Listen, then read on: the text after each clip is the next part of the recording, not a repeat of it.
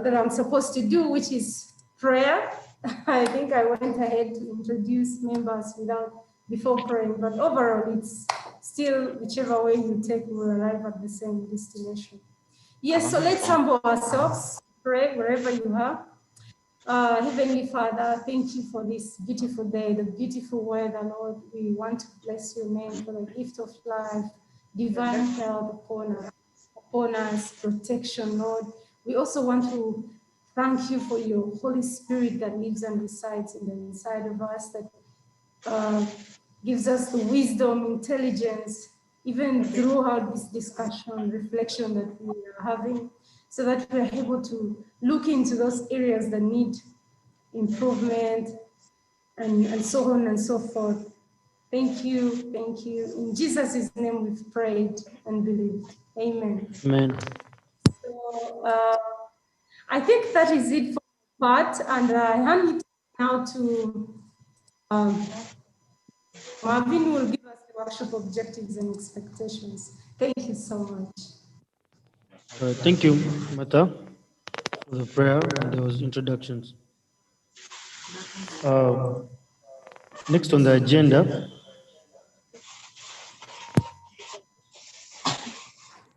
we're going to have the objectives and the expectations of the workshop. I kindly advise again that if you're having a background with noise, just try and mute, or else you'll be put in the waiting room. So I just wanted to share them shortly. Yeah, so on your screen, I'm going to take you through the objectives of today's workshop. The first objective, we're going to look at the assessment criteria of the Guild Leaders Performance Scorecard. We also intend to look at proposals on how to assist UNSA and maybe youth councils and other youth leaders that maybe we can make part of this program.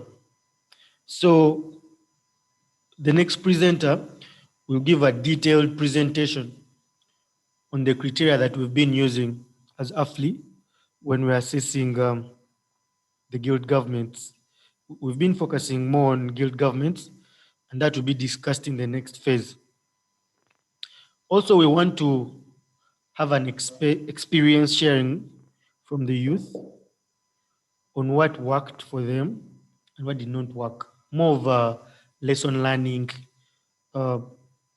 experience of sort, so that we know as we go into the successor project, what do we have to drop and what do we have to keep. Like I told you earlier, this process is more of a consultative process in developing a program that is going to help people or young people. But again, we need to know what the young people want and what will work for them. So for those who have been with us, this will be your chance on telling us what didn't work well or what's not working well, because we're still doing this. Then also we want to strengthen the collaboration we're having with CSOs, especially those ones that are youth-led. We've had workshops with AYDL, then most of the youth organizations under the Coalition for Electoral Democracy. We've had workshops, we've interactions, and want to make a youth program that will incorporate everyone. That's why all these ideas are really welcome. In terms of expectations or outcomes on this workshop, we shall expect to have proposals on how to improve the assessment criteria for the guild leaders, performance scorecard, and those other leadership groups of young people that we hope to make part of this scorecard. Also, if we were to roll out to other institutions of learning, which institutions of learning should we roll out to? So those are the proposals and ideas we hope to collect today. Also, arising out from the discussions, we need to know what has worked and what is not working really well. We also hope to receive proposals on how we can strengthen our partnerships with the institutions of learning, youth-led CSOs, community leaders, the young people especially, and how they can support AFLI in its main objectives. So basically, those are the objectives and the expectations from today's workshop. I don't want us to even, waste any time. We need to get into it. And at this moment, I'm going to invite Honorable David Pukol to, start the discussion. He's going to start the discussion, but this discussion is basically for us, the participants, to engage. And maybe before the executive director comes in, there is a poll that is running on the screen. You can participate in that poll and give feedback on that poll. We shall use it as well. Then the meeting room is actually full at the moment. So for those members who may have missed out, or you have members who are calling because I'm seeing people sending me messages, the workshop is also live on YouTube, our YouTube, Africa Leadership Institute, rather Africa Leadership Institute on YouTube. So you can go on YouTube and follow the workshop there. We shall also be live on Facebook in a few minutes. Then you can also go on our MP Scan through mpscanug.com. There's a feed there that you can also join the workshop on. So there are various platforms that we are trying to relay this workshop so that everyone benefits and can participate. Another thing, we are using the chat section for feedback and also reactions. You don't have to register your names in the chat section. By the time you're part of this workshop, you have been registered. Then lastly, for those who will want to submit or say anything, you'll be raising your hands. And at that moment, you'll be called on to speak. I'm seeing some already raising their hands. I don't know, Ali, is there a concern or it's a mistake before we go on? I think it's a mistake. Ali, I will lower your hand. So, Honorable David Puko, you are welcome. Thank you. Okay. Comrades, you're welcome. And I think, Keith, I see over 40 people in the waiting room. Maybe you tell them where to connect from. They're waiting for you to admit them in. Yeah, so ladies and gentlemen, you're welcome. Go ahead, Keith.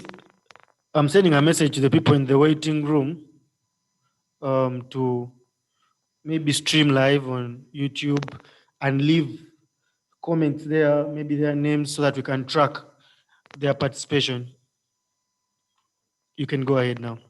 Okay, do I have to enable my video sharing or not at all? If your bandwidth is okay, then you go ahead and enable it. Now, I also want you to be on a watch on your email. I'm expecting the pictorial from to back me up, so that at that point you will have to share that pictorial. Okay. Okay. Excellent. So, comrades, I hope I can share my screen now. Let me see. Where is the?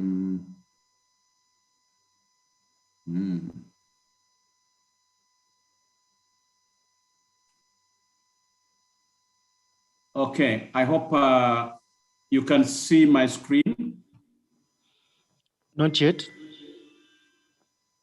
Oh, it's not displaying. Are you sharing? I thought I'm sharing. Let me see.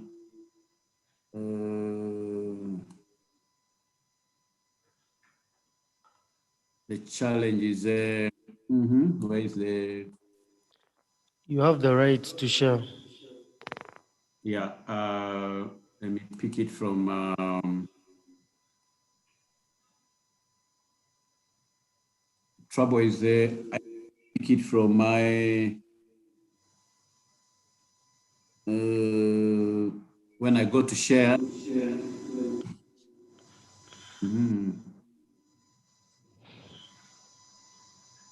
Wait, I think I'm getting there. Yes, it's here.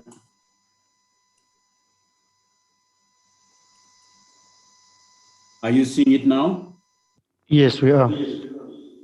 Yes, Okay. we are. Okay, let me blow it up.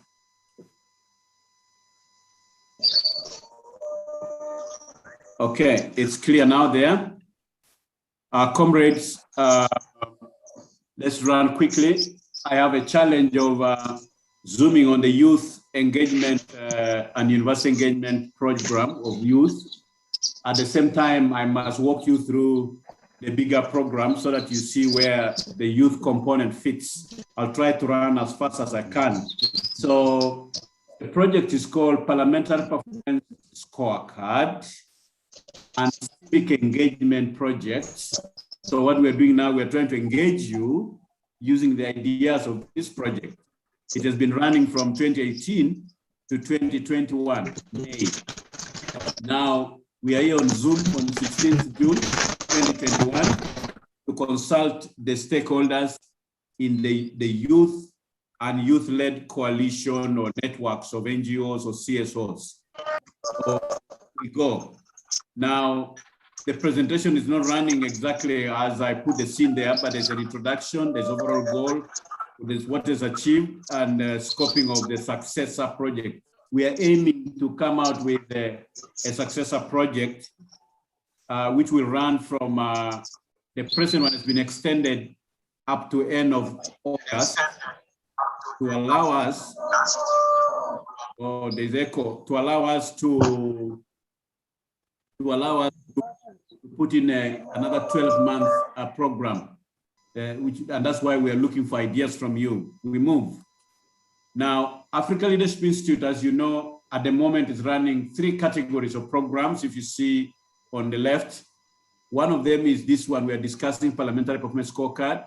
There's a second project we are running, a program we are running on comprehensive HIV/AIDS services among refugees and host communities in Yumbe district and Bidibidi resettlement. Bidibidi refugee resettlement is the largest, I think at one point in the whole world, it was about 274,000 people, and they are located in Yumbe district, where we have an office inside the refugee camp settlement. We also have an office in the Yumbe town council.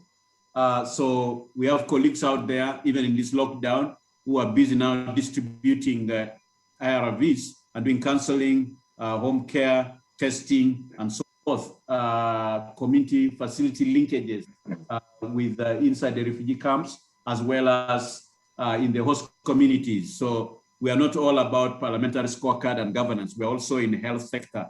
And more so, will the refugees who have come into Uganda go back when they are healthy, or they will have been killed by HIV/AIDS? You run from problems into Uganda. How can we make this a safe place? How about the children who are being born inside the refugee settlements in Uganda?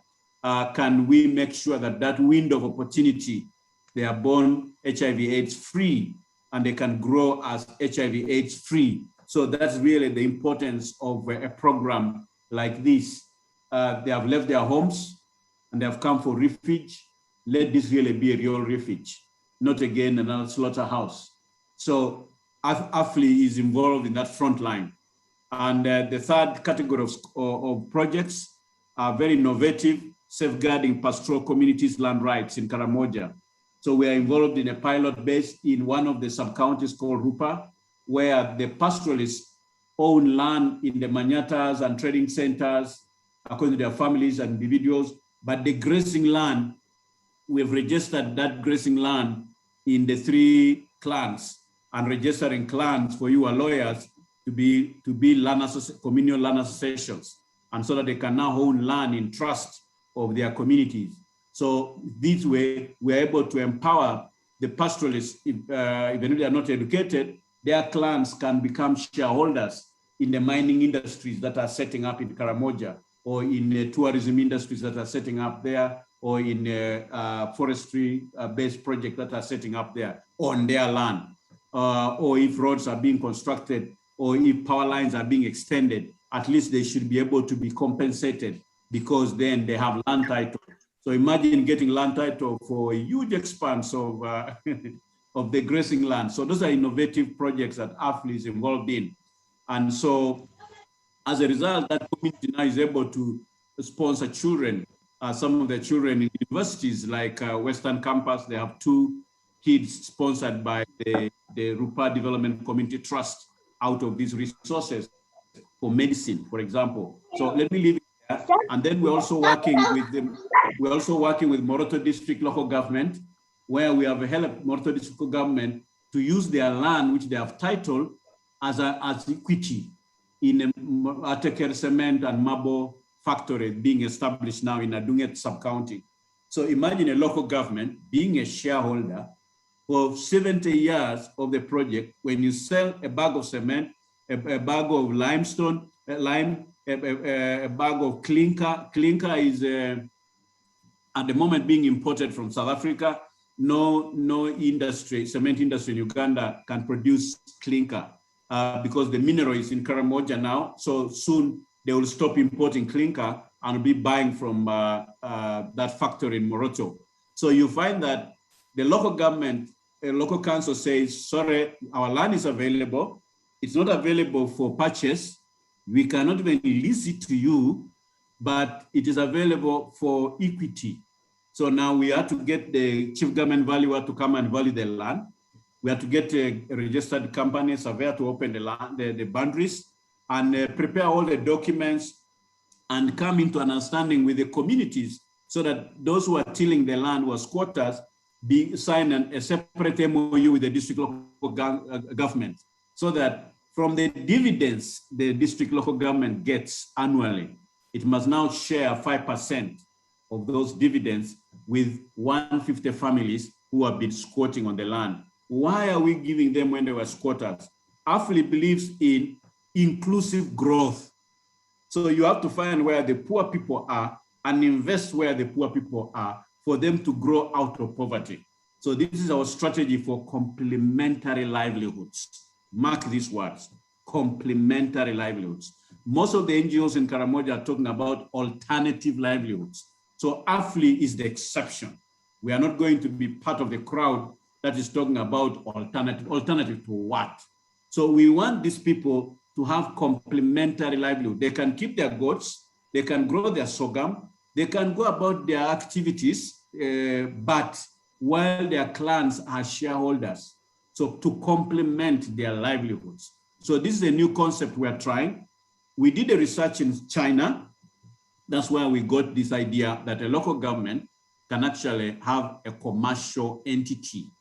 Like Uganda government has got a commercial entity called UDC, Uganda Development Corporation, because a government cannot hold shares directly in a private sector company. So it has to do it through a commercial vehicle. So Moroto District Government, using the supported by AFLI, has also registered Moroto District Investment Agency Limited. So that is their mini UDC. It's the only local government in the entire Uganda which is doing this. So we hope as we try, as AFLI, we try to get Karamoja to, what do they call, leapfrog, to jump. You don't have to go through other problems other districts have gone through. You can actually short circuit and go there and be there so that others will come and do benchmarking. So that's an innovative project. If you see the 3 C's on our roads, the companies, China Construction, I don't know, something, and the 4 C's, CCCC, those construction companies. Those companies are actually, those companies belong to local governments, regional governments in China. So they are making money here for the regional local governments.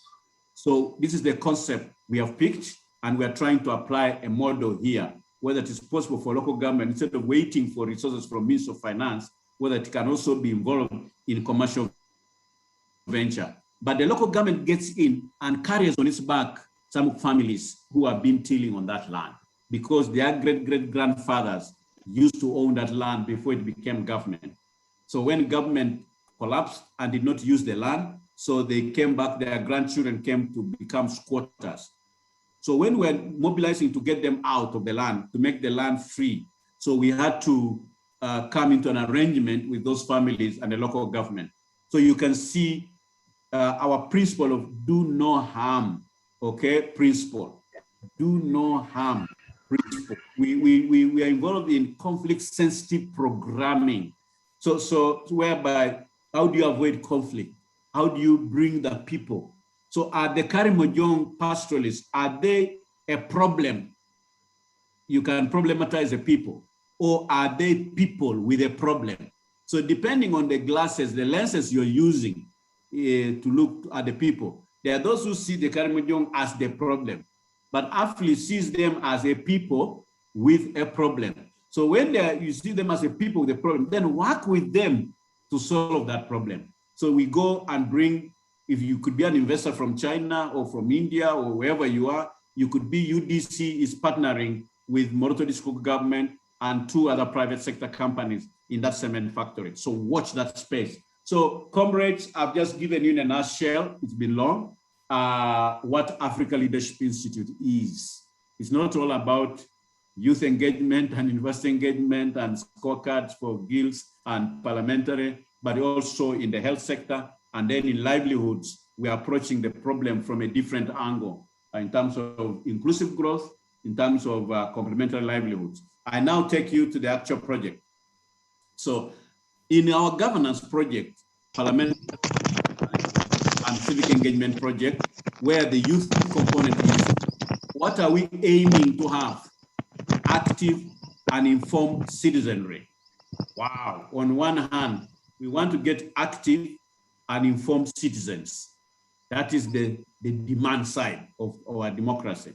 Then on the other hand, they should be enjoying their rights and aspirations championed by a leadership, a parliament that is accountable, that is responsive. So it marks 2 things. There's the supply side of democracy, of leadership. And Africa Leadership Institute is a leadership institute.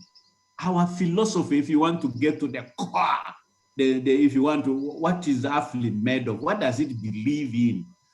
My brother and sister, we believe that the bottleneck is at the top of the bottle. That is our development philosophy. It is the bottleneck is at the top of the bottle, meaning it's a leadership question. So the people are not a problem. The health center is not a problem. The water is not a problem. All these things are not a problem. The economy is not a problem. Where the bottleneck is a leadership question. Once you work with leaders and address and make leaders become accountable, they become responsive. They can put citizens at the center of their decision making. When they decide, will the people become better off or worse off? If they become worse off, you avoid that decision. If they become better off, you take that decision. So how do we make our leadership responsive? How do we make them accountable? How do we make them informed to take informed decisions? You've seen, for example, in Karamoja, you target the local government. Or in a sub-county, you target the clan leadership, and come along with them, and then find a way of making them part of the emerging economy. And then the well-being of their people will improve. So for us, we don't target the ordinary people directly. We target their leadership because that's where the problem is. So active citizenry, secondly, accountable and responsive leadership. How do we do this? Wow. We generate evidence-based information. If you can see on your left, we go into parliament on behalf of citizens, get their register of attendance, get their Hansard when they're talking, they're being recorded, get their committee reports, get their what and so forth. We get evidence and then break it down and make it digestible information. citizens to be able to understand and see, oh, how many meetings did our MP attend? How many did he miss? Or did our MP talk or did he not? Did he ask questions or did he not? During question time with the Prime Minister, did he, all those questions, all those things are broken down, evidence, and then brought in a scorecard for civic engagement. So that citizens who are the employers, can you imagine being an employer? And then MPs who are elected, just like the guild leaders who are elected, are actually employees of the student body. They are hired by student body to lead them and lead them with the university administration or the institution administration, and as well as be accountable to the student body. That's what we see in bullet number 2, improving knowledge, attitudes, and practices of the students' guild leaders on democratic governance and accountability. While we are working with the adults in Parliament, who are members of Parliament, we are also mentoring now the young leaders. Olanya Jacob, Right Honorable Speaker. Somebody called him the other day, Right Honorable Problems, if you remember that clip which was running around. Right Honorable Speaker of Parliament and Deputy Speaker. If you look at his history, you'll find he was a Speaker of Makerere University. Kidega was a Speaker of Chambogo University, Guild, and he became a Speaker of Yala, of East African Legislative Assembly. So Mao, Otunu, Mutebile, Ruakana Rugunda, these are all former Guild presidents. There are many of them, and they're still coming. And you see who's Anite was a minister of the Guild in UCU, who is so and so. If you double click, you'll find Owini Dolo was what, where Pulkol was a minister in, and so forth. You find it is a breeding ground. So what are we doing now to improve the knowledge, the attitudes and practices of these student leaders? Because they are coming definitely, they're on their way. They are going to occupy these places. So before they arrive at the national scene, a mentorship, so Africa Leadership Institute is now a partner of young people, of high institutions of learning, to mentor young leaders, to prepare them for that great role in the national level, at the regional level, even internationally. So 3, civic engagement. You get all this information, give it to the student body so that the students can hold their leaders, guild leaders accountable. Give it to the citizens, like during the primaries, you saw when the scorecard came. Oh my God. And up to that elections, out of 459 MPs of the 10th Parliament, only 198 or 193, I need to get my statistics right, came back. What happened to the rest? Citizens, the power of citizens. Out of those who came back, only 19% had scored poor, below 25%. 54% had scored 50 and above in their scorecard, and the rest were in between 25 and 49%. So you can see the power of the parliamentary performance scorecard. Number 4, of course, we're also involved in improving the capacity of partners to sustainably use the information from the scorecard, from the guilds to the universities. How can they continue? Can they take up this idea of the scorecard for guilds and run it themselves? Can any other university now, any high institution of learning, come and work partner with us and say, I want to start also, and so forth? Can this idea go on even after this project is ended? And we are working with UMI, Uganda Management Institute.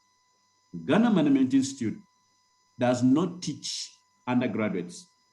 They only teach adults, and from civil service, from civil society, private sector. So those who have already their bachelors or who want to get their postgraduate diplomas and so forth. So we have now developing with them teaching modules. All this data we are collecting from the universities, from the students' guilds, from even now this Zoom. At the end of this, the report will be, you'll find it in the library, a documentation center of UMI. There's now a section for scorecard data, so that in the future, people will be doing research, getting masters, PhDs, based on this information from Parliament, from the constituencies, from the committees, from the plenary, from the youth engagement, from the guild scorecard. So all these are being kept for posterity, so that even 30 years from now, 20 years from now, people will be doing their PhDs, masters, even your children will be able to read you or your grandchildren will find that, oh, on 16th June, or my dad, my mom, my uncle, my auntie was in a workshop, and they will find the report of this Zoom, where in UMI. Why UMI? UMI is the National Repository Center. By Act of Parliament in the 60s, they were appointed as all the records of government, they must be deposited in UMI by Act of Parliament. UMI also is partnering with AFLI with Cabinet Secretariat. That's something that maybe you did not know, to drive the policy agenda in the country. So we host every 3 months, we host a national policy forum where we bring the policy community of Uganda, top decision makers. You can say the top dogs and fat cats in the policy arena. We invite them to the UMI. AFLI picks an issue which requires a policy to be elaborated, a new policy to be made, or existing policy to be adjusted, and so forth. We pick an issue from the debate in Parliament, we give it to UMI, who gives it to the academia, whether it is Uganda Matters, UCU, Makerere, wherever they could be, Ugulu or Sitima or Kabale universities or Soroti and so forth, Lira, all these universities. Then they do the research. And then every 3 months, we bring 2 presenters. And then we bring the development committee, policy community and development partners to UMI. We bring 15 radios from upcountry, they record 1 radio per sub-region, Sebei, Karamoja, Bugishu, Teso, Lango, Acholi, West Nile, Bunyoro, Buganda, you go to Ankole, Rwenzori, Kigezi, Busoga, Bukedi. So you can see all those, every 3 months, we sponsor those radios to come and they are part of the policy discussions. They record and then they go and replay verbatim. They also organize talk shows based on the policy issues. After that, we take the papers and then UMI and us work and prepare a policy brief, which goes to cabinet, it goes back to each member of parliament and is distributed to even to the universities, libraries, policy briefs. Now, let me go to the end state. What are we working forward to? We were periodically generating this information annually to produce scorecard. And by placing this information in the hands of citizens, so we are empowering citizens to use the scorecard to facilitate wider and informed civic engagements, engaging you like the way I'm doing now. I'm just using this information and you are learning something. I hope you are learning something which you can use to engage the leadership. So when you go to any other forum, people will find you to be more informed than the ordinary one who did not participate here. So that's the whole end state. Improve relations between leaders and those whom they lead. Improving decision-making during elections time so that people take informed decisions. And then also subsequently strengthening citizens' ability to voice their interests and concerns. And also we want citizens to become journalists. If you go to health center, and that's why we want to walk you through the digital solutions we're coming up, how can you become a citizen journalist and be reporting to your MP via AFLI MP Scorecard, is it called MPscan, UG.com, so that your information will be relayed directly to the iPad of the MP, and then the MP can raise those issues in Parliament. But you're going to be walked through this so that you know how you can become a citizen journalist, how you can take a photograph, and those MPs will not be charged on you, it will be charged on the project. Just like you're participating now, and where your MPs are going to be reimbursed by the project. So let's go on. The overall goal, to increase access and evidence-based information among citizens of Uganda, to hold their leaders and the institution of parliament accountable. Number two, to improve knowledge attitudes of students and practices of students, guild leaders in democratic governance and accountability, to enhance civic engagement between leaders and the citizens based on their performance, and then enhance the capacity of our institutions of learning to sustain and utilize these products even long after the project is ended. Our strategy is, of course, collecting and processing data, partnership with national and sub-regional media, and also CSOs. I'm glad the youth-led CSOs are here as bullet number 3, partnership with students, guilds, and youth coalitions and youth networks. Again, quarterly policy briefs. So these youth networks have been participating every 3 months to approve the policy briefs before we publish them. We organize an interagency where they've been participating. Wow, let's go on. ICT-enabled tools, which is going to be worked with you.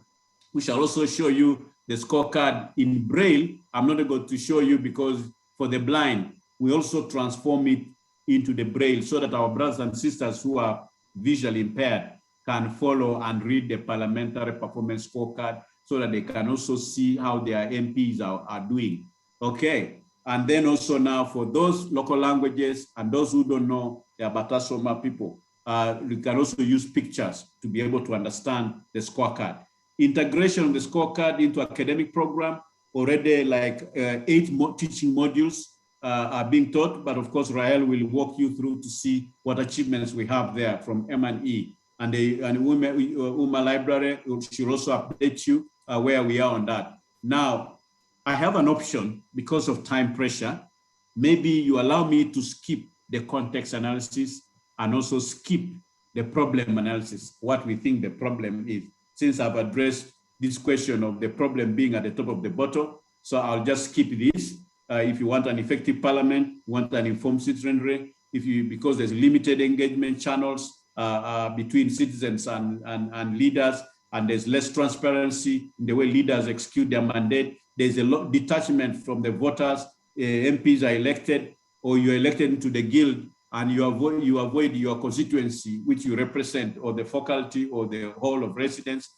Trust is between the leaders and those they lead is running thin, and so forth. So let me leave all this, what Parliament is saying, and less commitment and so forth, the youth context, the problem analysis. I hope my friends will be able to circulate this presentation to all of you who have been attending here, if you leave your email addresses, so that we can send this, or you can demand actually, put Keith Mutebi and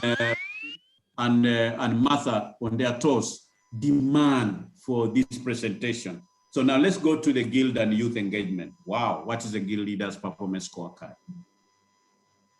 It is an initiative of AFLI that tracks performance of GRC. What is the GRC? Guild Representative Council. Wow. Another student representatives. They could be the Attorney General, they could be Electoral Commission, those who are elected to different offices of the student leadership in higher institutions of learning. What do? We track their performance. Where? In the guild cabinet. Where? In the guild GRC or their parliament. Also, individually, we produce a scorecard for each GRC member. You'll see the pictures and so forth. We do mentorship programs as well. So 3 things for the youth. You leave now parliamentary scorecard. Please bring your mind to our youth programs, which we are now discussing with you today. What do? Mentoring leaders for the future. But please, I think this is a misrepresentation. We want leaders, young people, to be leaders of both today and tomorrow. So where are they? They are in the guild. Where are they? They are in UNSA. Where are they? They are in the youth councils. Where are they? Where are these youth leaders? They are in private sector. They are in CSOs. So, but for now, we're only mentoring a pilot base using those in 6 high institutions of learning.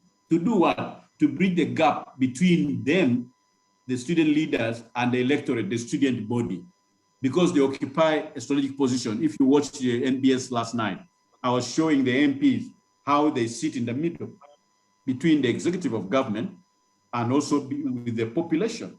So they occupy a very strategic position. And that's the same situation with the guild leaders. So they must be accountable and responsive to the student body downwards, as well as accountable to the university and high institutions of learning government. So how do they do that?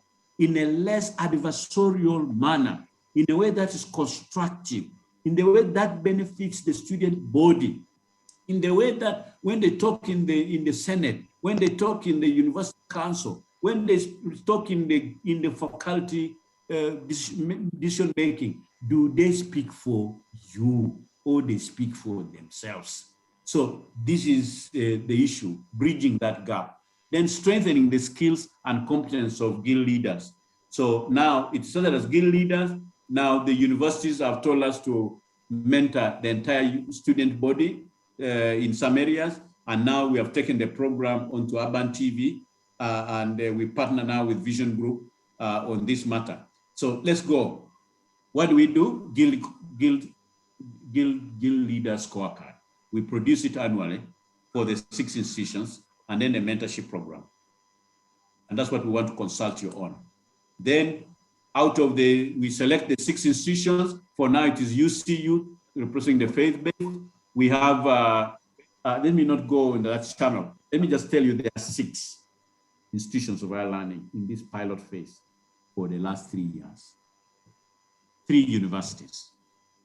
That is Makerere University, Kampala, Makerere University, Mbarara University of Science and Technology, and then there's UCU. Then in the category of technical colleges, we have Uganda Technical College, Elgon, to represent all the technical colleges in Uganda. And then in the National Teachers Colleges, it is Mubende, NTC. Then in terms of nursing and health institutions, there's Gulu School of Nursing and Midwifery. We just got a random sampling. We stratified and put the universities all together in one place and shake them. And then you pick one and 3. We pick those 3 randomly. And then the nursing institutions and the medical schools, and then imagine Gulu School and Nursing and Midwifery was picked of all. And then all the National Teachers College, you shake, and then you pick those, and then you Mubende. And then also the same for technical colleges. So that's how we arrived at these 6 universities for pilot. What do we do? These are the ones I think I've just explained. AFLI, UMI, and DGF in the center. We work with these 6 for the last 3 years. What do we do? Yes. Why are we doing this? Where do we get the mandate to do this? My brother, my sister, if you go to the University and Tertiary Institutions Act 2001, you'll find in section 69, public and private universities, section 92, tertiary institutions. They provide for the Guild Representative Council. And those Guild Representative Councils should have their cabinet. There's a president, there is a cabinet, then which is approved by the Students' Council, the GRCs. So the Guild, by law, by an act of parliament, the students from the National Youth Policy, from the National Development Plan 3, Plan 2, you find the role of youth in our national development.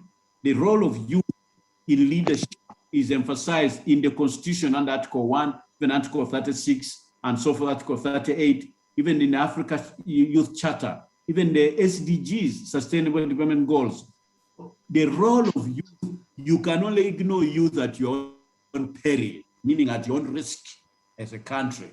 So Uganda has done a good job. It has included them in the Constitution, in the National Development Plans, in the youth policy. That's where you have youth structures, village, parish, sub-county, district, all the way up to national youth councils.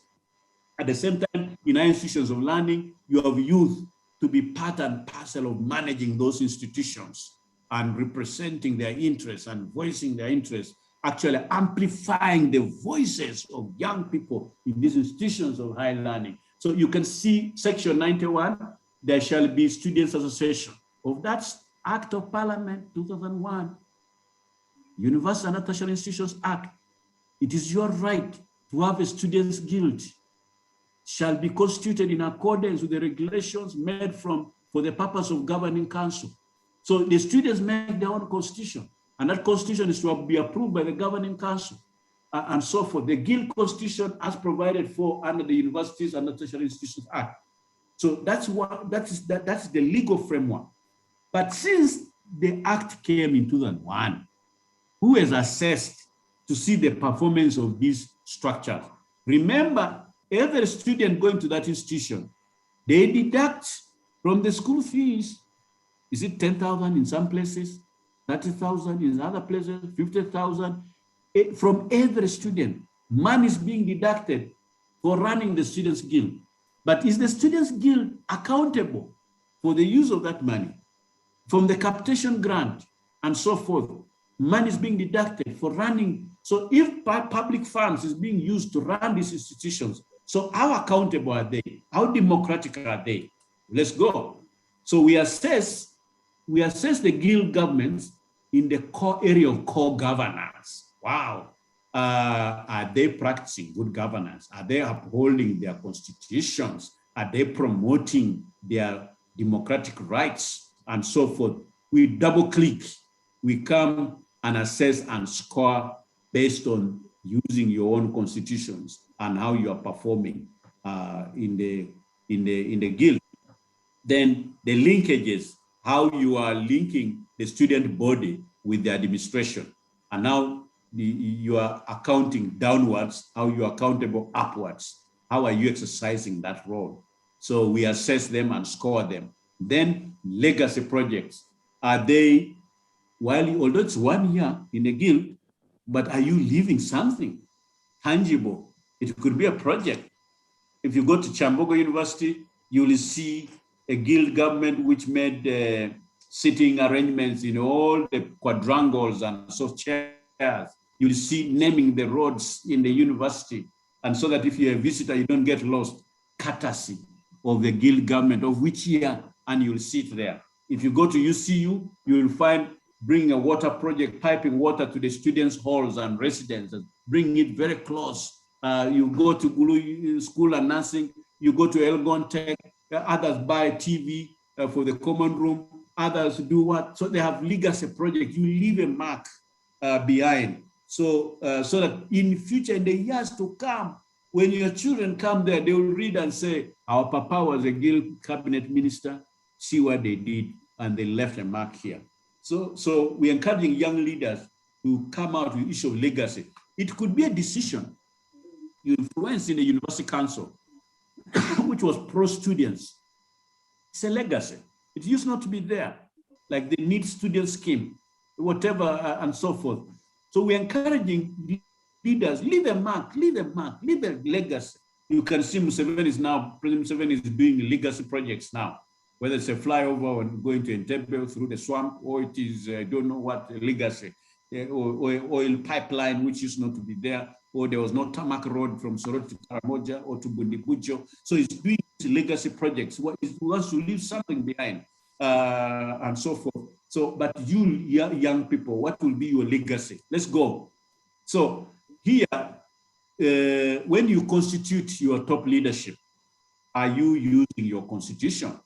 Okay, the council represented, when you're constituting the GRC, when you're committing the committees of GRC, the cabinet, we are recording minutes of cabinet meeting, of GRC meetings, and of committee reports. We're using it to score the individual scorecard, the individual guild leaders, and then other constitutional positions. We move on.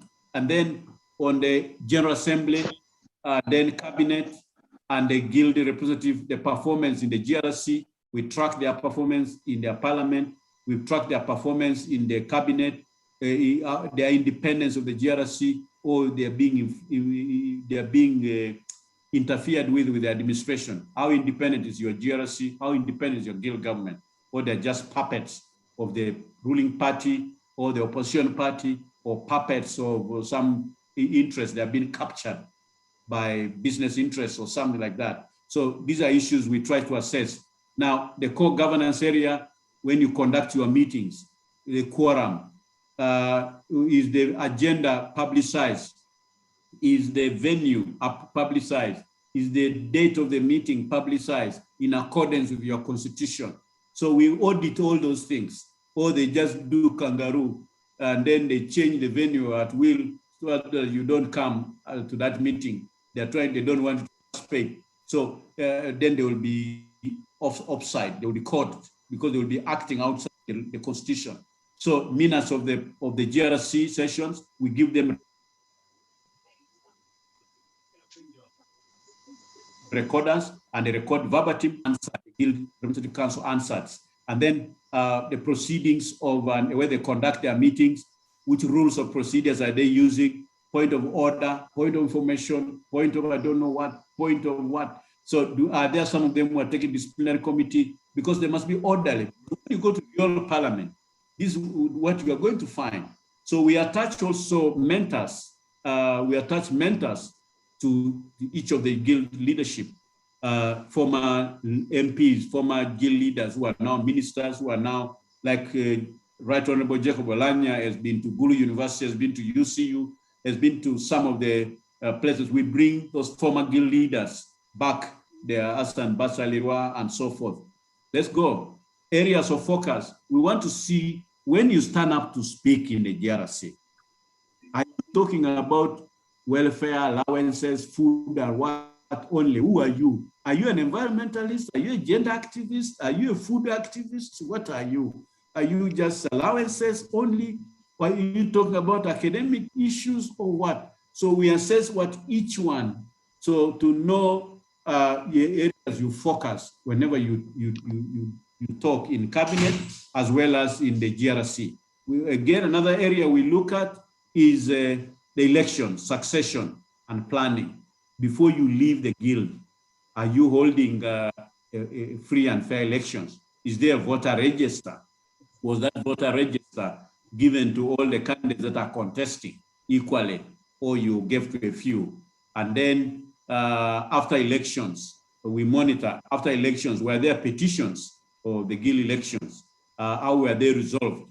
And then was there election violence? And so how were they resolved?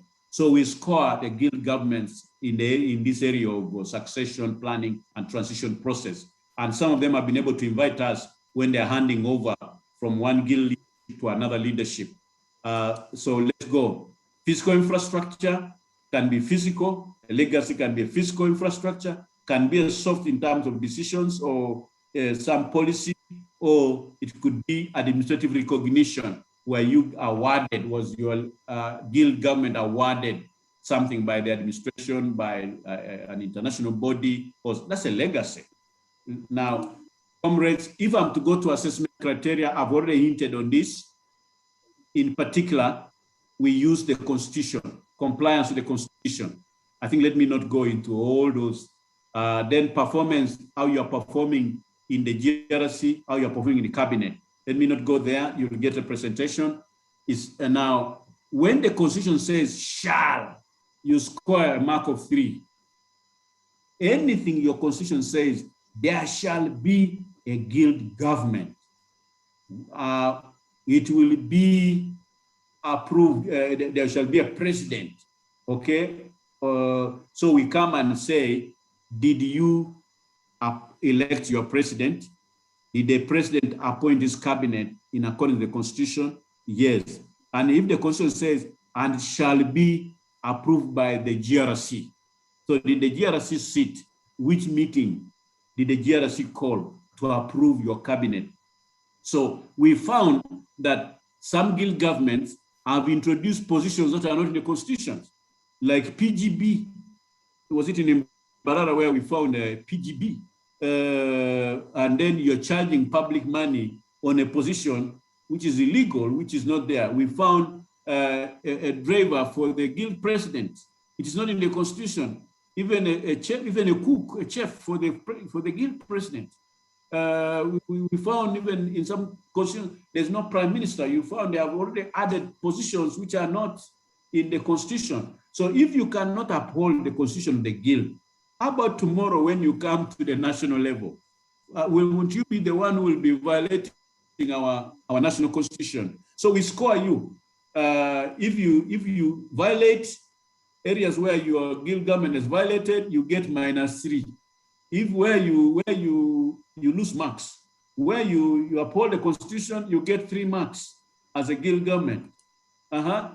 Relevant factors, where the constitution says may, like Article 60, Clause 1 of the UCU Constitution says the parliament may make rules to regulate its own procedures, including rules of procedure for its committees.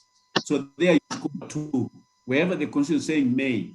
If you violate those mays, you lose 2 marks. We total where you lost marks, we total where you gain marks, and we balance at the end of the day. That's your total mark. Let's go to the next. Again, desirable factors, which may not be in your constitution, but they are part of good governance, like the constitution, like the code of conduct. It may not be in your guild constitution.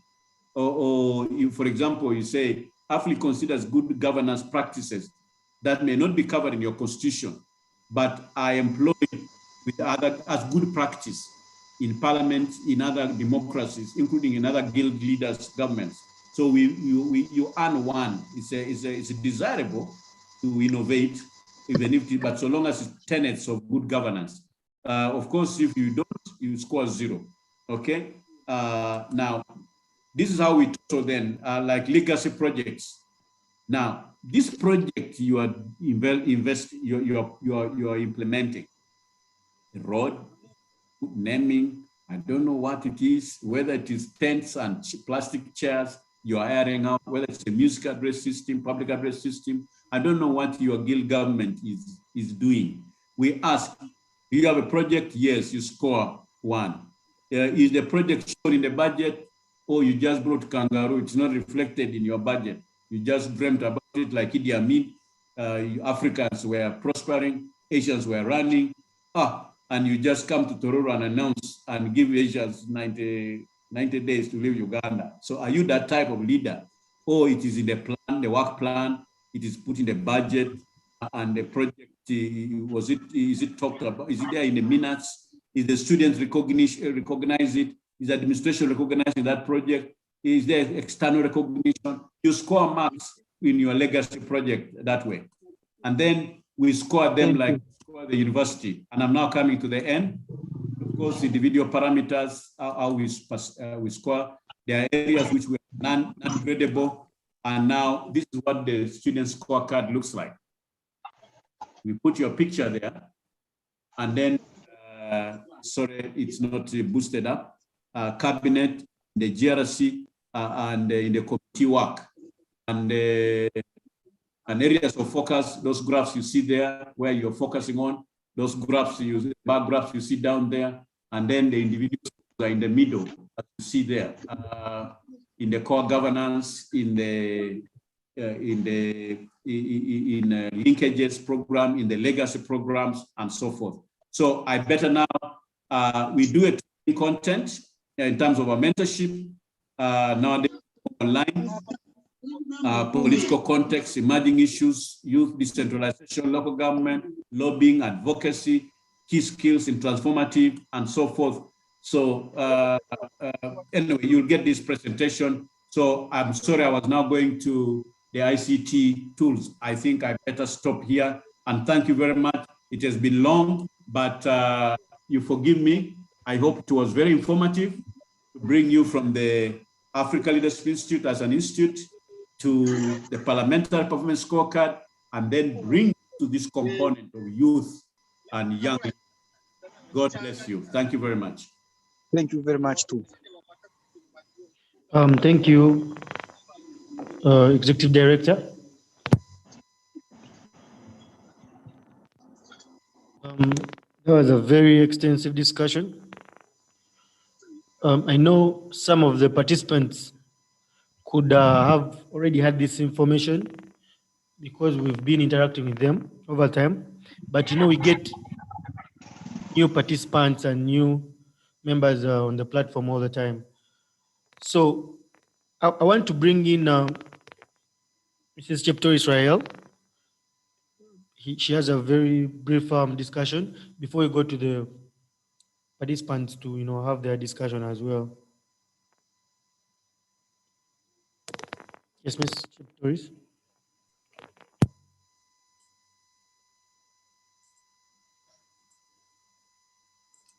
Thank you, Marvin. Please enable me to share my presentation. Yes, you can share now.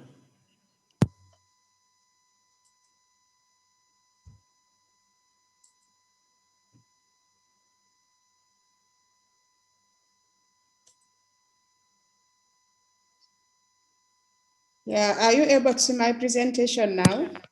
Yes.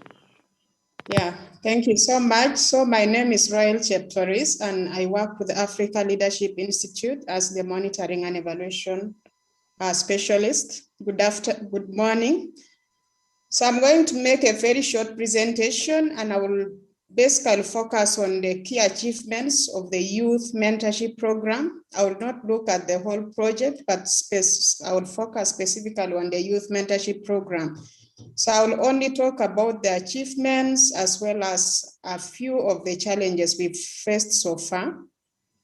So in terms of achievements, at the beginning of the project in 2018, we set out to mentor 3,792 guild leaders in democratic governance accountability, issues of transparency, accountability, participation, rule of law, and so forth. And by now, we successfully mentored 5,339 guild leaders from the 6 high institutions of learning, as it has already been mentioned by the executive director. The second achievement we've registered is that we have published 2 guild performance scorecards. The issue of the performance scorecard has already been elaborated. And as you can see here, this is a sample, just a cover page of the, sorry.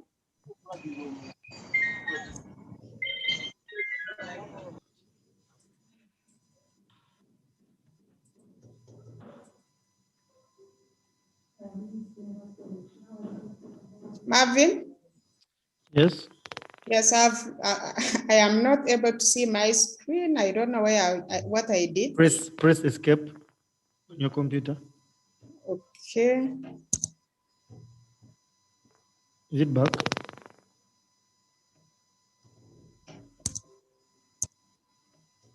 You put it in view mode, so maybe you go backwards. Okay, just a minute.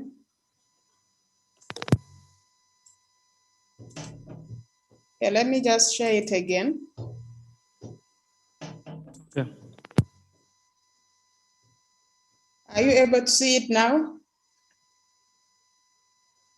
Hello? Yes, we are. Yes, we are. Yeah. You can see. So on the left is just a sample of the cover page of the Guild Student Scorecard 2018 and 2019, which was the second of the 3 Guild scorecards that AFLI planned to publish at the beginning of the project.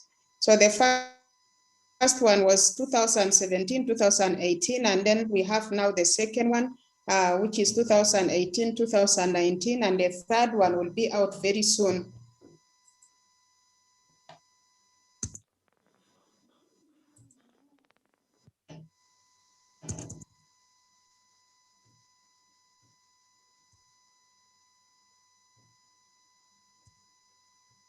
Sorry, my laptop is misbehaving.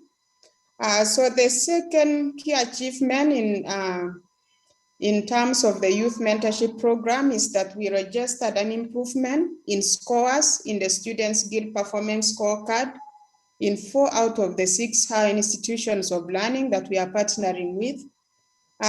When we published the first Students' Guild Scorecard, the performance was very poor. But when we came to the second one, there was a major improvement in most of the partnering high institutions of learning. For example, in Gul School of Nursing and Midwifery, the first scorecard, they scored about 53.7% in the aspect of core governance that the ED has already explained. But in the next scorecard, which was 2018-2019, there was a major improvement to 80%. In Makerere University, we were not able to assess them in the first year because there was no data and there was a lot of, there was lack of cooperation. But in the second year, AFLI successfully collected all the data and Makerere scored about 55.28%. When we look at Mbarara University of Science and Technology, in the first year of assessment, they scored 54.9%.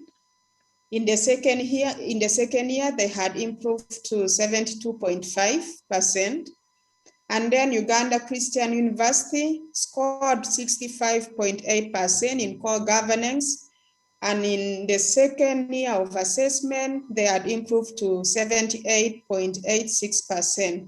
So it's only two institutions, which is National Teachers College Mubende and then Uganda Technical College Elgon, that had a decline in performance because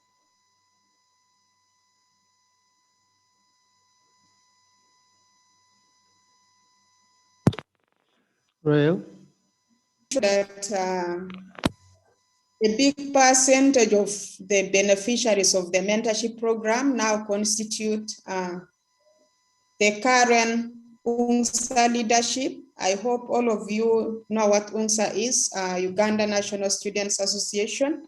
So most of our beneficiaries, most of those who participated in mentorship sessions now moved to UNSA and they have taken up most of the leadership positions.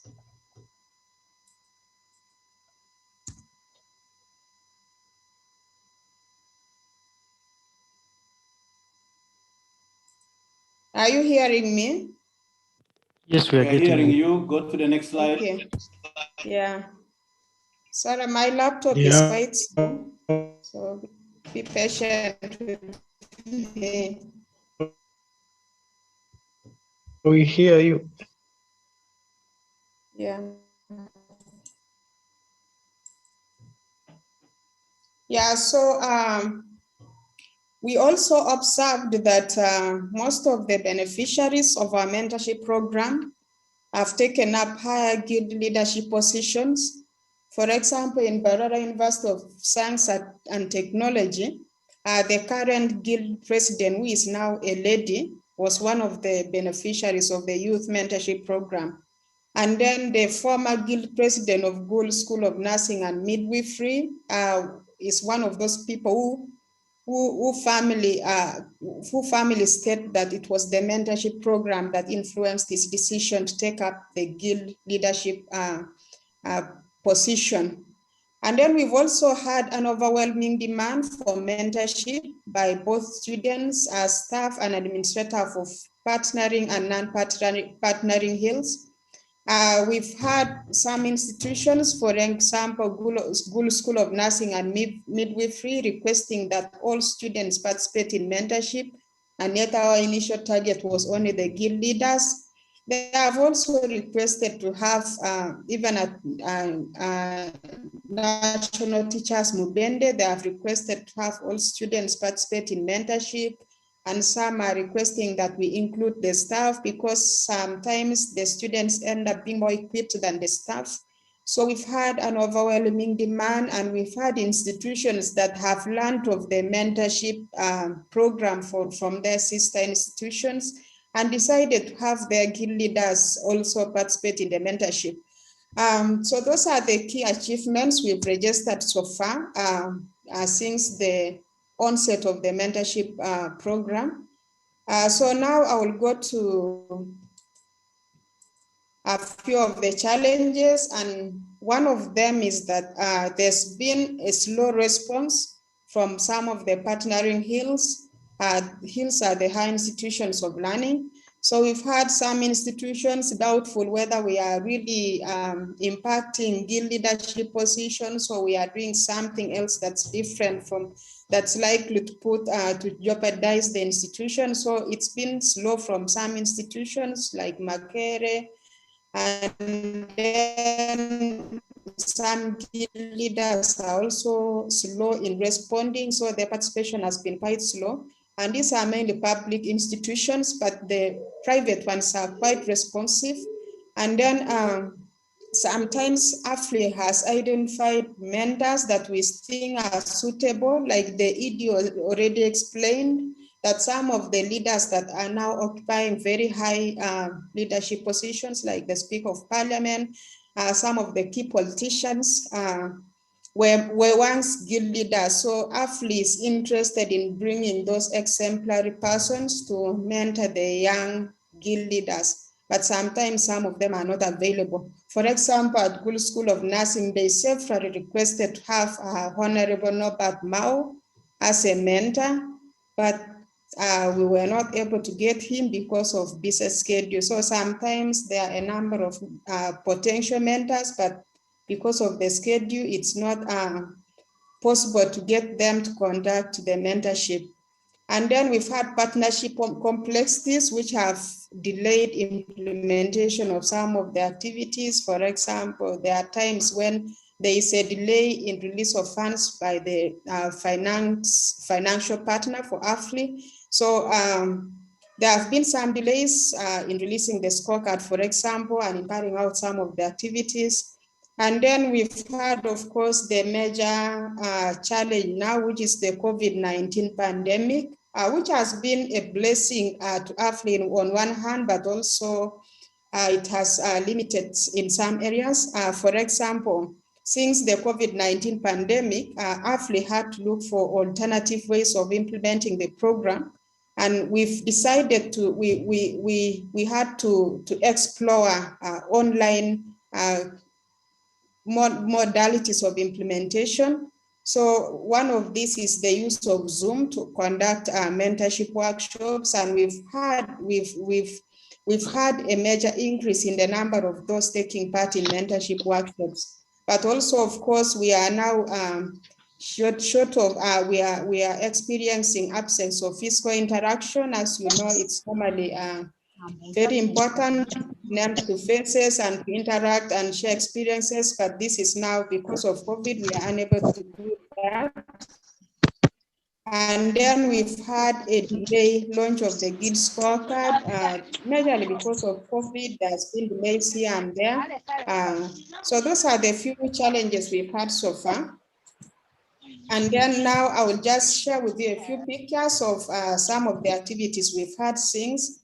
This is a picture of the first launch of the Students Guild Scorecard in 2019, where we had National Teachers College Mubende emerge as the winners. So that was a handover of the award for the best performing institution, and yeah, so that's it. And then the second picture is for a mentorship session that was held at Gulu School of Nursing and Midwifery around, I think this was early last year, where we had Honorable Alice Alaso conduct a mentorship on institutional building and accountability.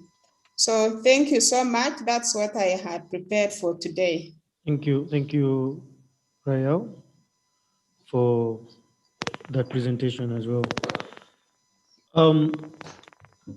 Like I had posted in the chat section that those who have submissions and reactions can raise your hand. Please mute your microphones.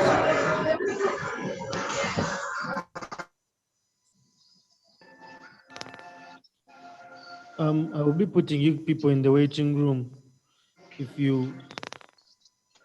when you keep like distracting us with the background noise. So I'm requesting those ones who have reactions, ideas, queries on what has been spoken about or what has been coming up, because I received a few mails from people with the reactions. I think if you're online, you can use this opportunity to also share with the rest. I know very many people have been limited by the meeting room and they cannot access. So you can as well put in the chat section, but I'll prefer you raise your hand so that you have this chance. We interact and we hear out your voices. So I'm going to start with the first person who raised their hand was Innocent Arinaitwe. Please unmute and make your submission. Then we shall have Immaculate, Gift, and I'll call the others. Thank Yes. you for the opportunity to share my view. I'm Innocent from Bara University. And especially to the executive director, I will concentrate on one of the objectives of AFRICA, where they talked about the health in the Karamoja region. 2019, we had a camp in Karamoja, Federation of Uganda Medical Students Association. There's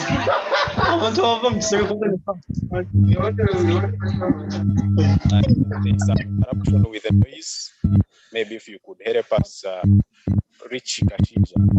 We had a 2019 in Karamoja targeting to help those people who can't afford the basic health services.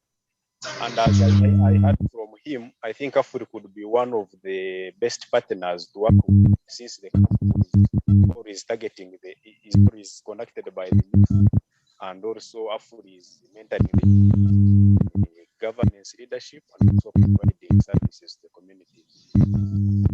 One partner there to have the next camps in that region. Thank you. Innocent, I'm trying to hear you, but you're breaking. I was saying, yes, in 2019, we had a medical camp as students, Uganda Medical Student Federation of Uganda Medical Students Association in Karamoja region, and it was the youth. I had among the objectives of AFRICA to provide health service from the communication. I how best the next cohorts in the leadership of the federation work with AFRICA to extend services in such areas of Karamoja. Because our first one was in Moroto, in village areas. Okay. Okay, thank you. Let me have... come again, the Federation of Medical... Innocent, come again. The Federation of... It was Federation of Uganda Medical Students Association. Okay, thank you. Okay, thank you very much, Innocent. And let me have... submit. The first camp Karamoja. I can share the link in the chat box or via email when we are this, so that you can even look at the report and what the work we did in the region. Okay, that's fine. Anything else? Thank you very much for the opportunity. Okay, let me have Immaculate.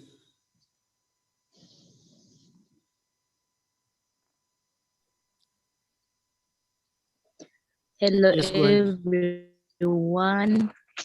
This is Gift Merchant from Makerere University.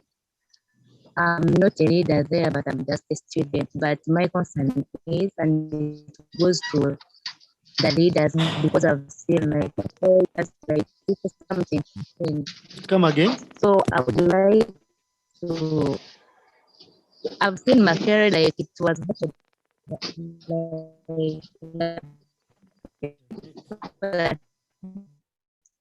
this answer that the position, like leadership positions are like they make 53%, because many people there in that don't have access to the Zoom link, so they can make groups and teach those people that don't have access to the Zoom link, teach people and give them the skills we get from there. That's it. Okay, thank you, Gift. No, Gift, maybe you could do us a favor and write on the chat, yes. Because there was breaking. Okay. Network is really poor. Thank you. I saw Agasha. Agasha had raised the hand. Hello. My Yes. name is Mercy Agasha. Okay, go ahead.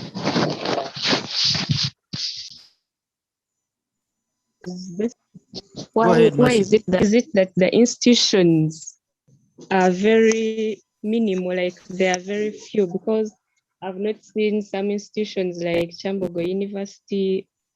I've not seen very many other institutions. Why is it that there are very few that are participating in this program? Thank you. Okay, thank you, Mercy. That will be responded to. I saw another person. I think people are having problem with raising hands. If you wanted to speak, unmute and go ahead.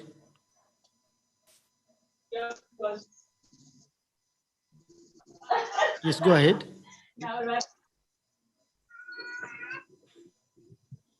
So, Immaculate, you put in the chat section. Maybe you can share something to do with the institutions and maybe what we're trying to do on the rollout, because there's a concern for some people saying that some of their universities are not considered. I've heard from you, I'm seeing in the chat section, we have members of IU asking the same questions, and now Chambogo University. So maybe you could give a brief on that.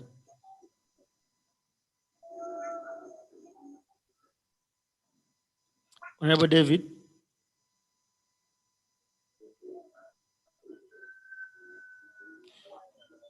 Internet is really dropping. Okay, I'm trying to share. Let me get back to here.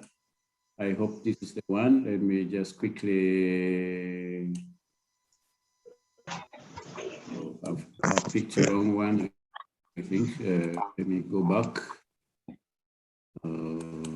Yeah, let me go back to. After that, you respond to Innocent, the medical issue. Okay, so you can see that we couldn't begin from everywhere because we did not have enough resources. We thought let's first get a pilot basis, 6 institutions. Like I said, it was random selection where we put all you together and write those small papers, and you fold them in one category. You shake again, you get also technical colleges together. You shake the names, national teachers colleges. You shake and get somebody to pick 1 or pick 2 or pick 3, depending on the categories we were. I've taken a screenshot. I'm going to by random selection, but the lot fell on this, and we wanted to stratify. No, you can't tell them now because the bandwidth. Okay, so that's how we selected this. The purpose of discussing now is it is now you to make suggestions. Do we maintain 12 months? Do we maintain these 6? Or is it time we should now propose to add maybe 3 or 2 or in each category? How do we expand? Do we keep this, or do we leave these ones now and get a new set? Or we should keep these but add like 3 another teachers colleges? Because when we went to Elgon, we were shocked to find students from Kichwamba Technical College, from Lira Technical, from they traveled from Arua, they came from different places. They had found that their colleagues in Elgon Tech were doing well, and they were told it's because of the mentorship. So on one mentorship, we were invited to go, and we found many technical colleges leadership sponsored by their by their institutions. It was very commendable. So it's indeed time to expand the program. So we are here. If you want Campo to be involved, for example, do we use that again of mentor? Do we use selection, or we should now approach each university who wants to participate? Or even if we don't have enough money, can the institution sponsor partly and we sponsor partly? So these are ideas we're looking for between now and August. So by the end of August, we now go into the new program. And that's why we are consulting you. At the beginning, we did not consult you. Now that you're being asked, make your voice I've heard you say Chambogo University, for example. So make your proposal. Thank you. Now going back to the issue of Karamoja, I think AFLI would be very keen to partner with the Federation of Uganda Medical Association. Please let us know when you are going there next, or in which area you are going next. We would love to partner with young leaders like you and very specialized professionals or young professionals like you to provide a service to ordinary people. So actually share the link, share the emails, and we start from there. We would very much love to, we intend to open an office in Karamoja soon with the support from UNICEF. And we've also applied to UNDP to sponsor some program there. But UNICEF says, yes, we can go ahead. But again, we'll be mentoring students from more young people from there. Yeah, thank you. And now on gift, sorry, I think you raised something why Makerere was, maybe I will see it when I see the chat. Thank you very much. All right. Thank you, Idi. So like I was still explaining that the reason why we've presented this information to you is for you people to give us ideas. And like the ideas pose those questions on which institutions can we group or which methodology can we use this side so that we come up with the right number. You can as well, put in the chat section. People are facing a lot of network droppages, so it's hard but I'll just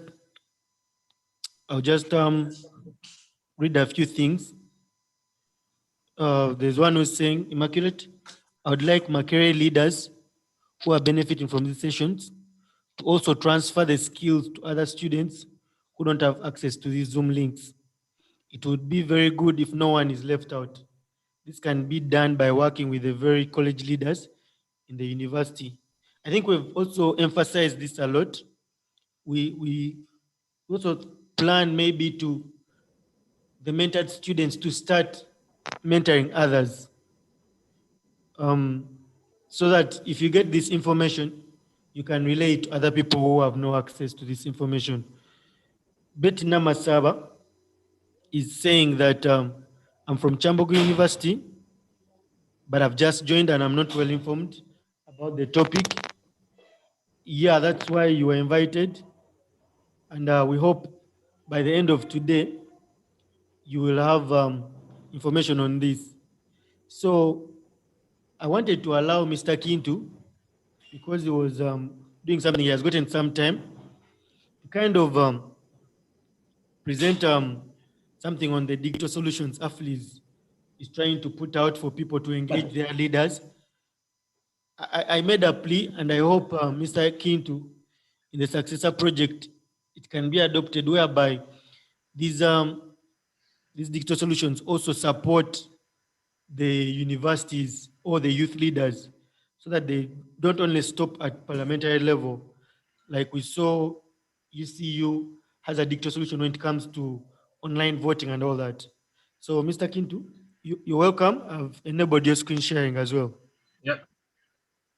But thank you very much. You could give, you could give the lady from Chambogo, she just wants to know the topic we're discussing. Just mention about the program. Yes. So I'm going to respond in the chat. Okay, Mr. Kintu, go ahead. Should I go ahead? Yes, sir. Thank you very much, participants. My name is Robert Chintu.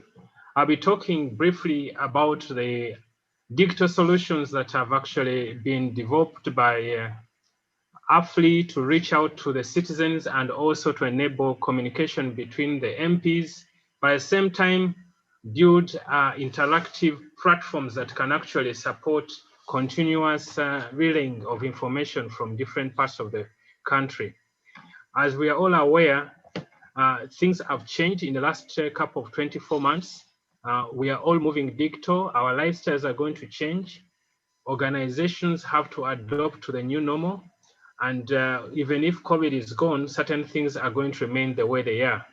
I don't think we may have a lot of physical workshops as we used to, because this kind of approach seems to be changing the way people think about running workshops, cost effectiveness, and how people can actually generate different information from the workshops.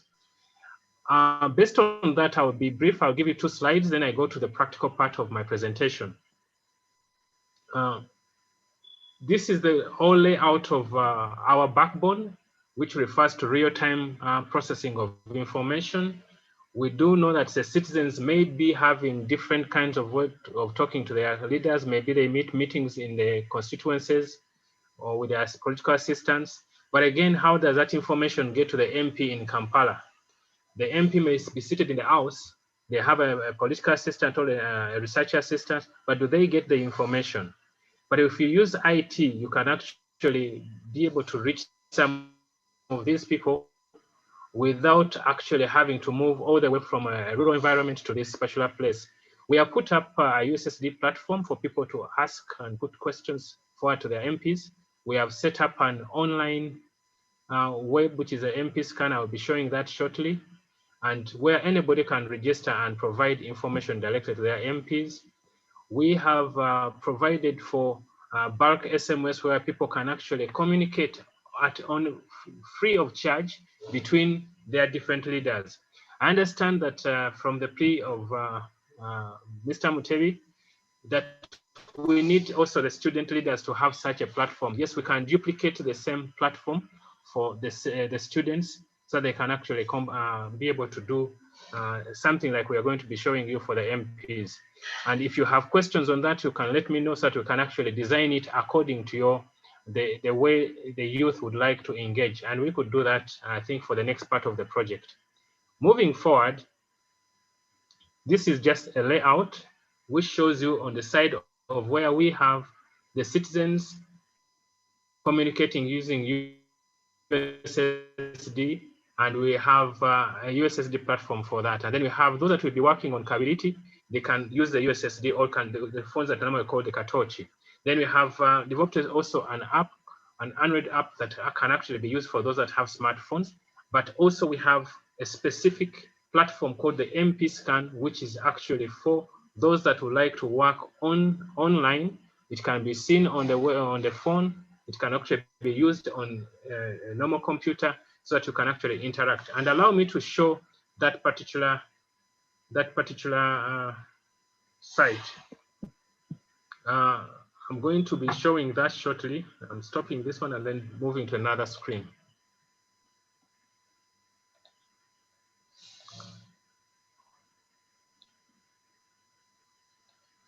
So another screen is going to be showing shortly so that we can go to the to peruse the MP scan for you. Marvin, you can tell me if I am audible enough. Yes, you're audible. And, okay. Just waiting for the screen. All right, now I'm going to be showing the second screen, which is actually a walk through the MP scan right now.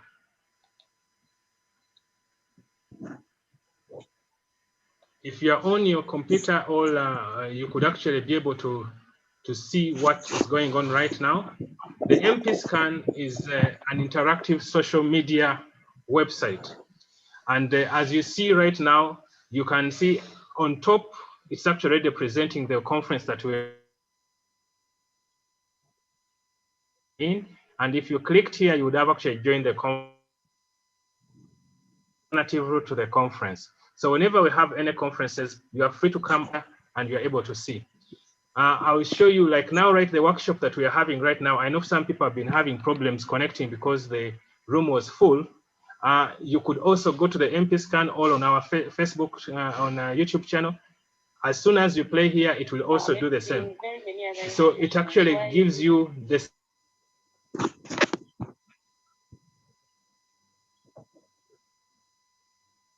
kind of what is going on and happening. I've switched to that off because it brings an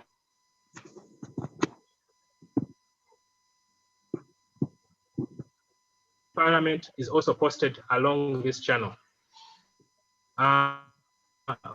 We do have a section in the middle of the, we have on it. That means you can even vote on some of the aspects here. When you come on, you vote whether the youth should be in leadership. There are polls that we have actually set up on the aspect. Let me take you to the section of, you can ask your MP anything. Sorry, you can ask your MP anything using our system as well.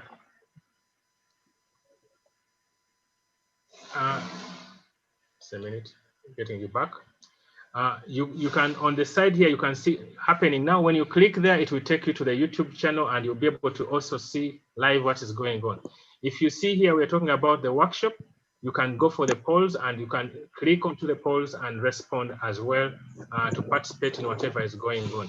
But what is most important with this particular channel is for your participation in all events that that are taking place at AFLI. The other aspect that you can do, we have put the whole scorecard digitalized for the past 2 years onto the MP scan.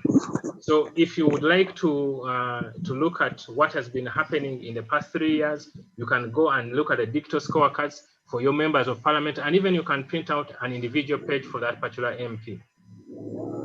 Sorry, the internet is a little bit too slow today.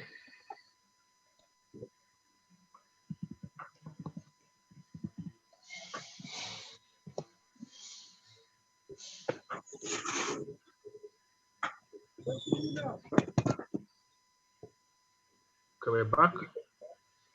The other aspect that this particular website gives you is the ability to post anything so long as you are subscribed. So members need to be subscribed to be able to see certain functionalities of the website. So it's important when you log in, try to subscribe so that you become a member to see certain functionalities on the website. Let's say you want to ask a question from your MP. You can go ask your MP. This is very important. The same thing you can use to ask your guild member, guild members. You can use the same principle.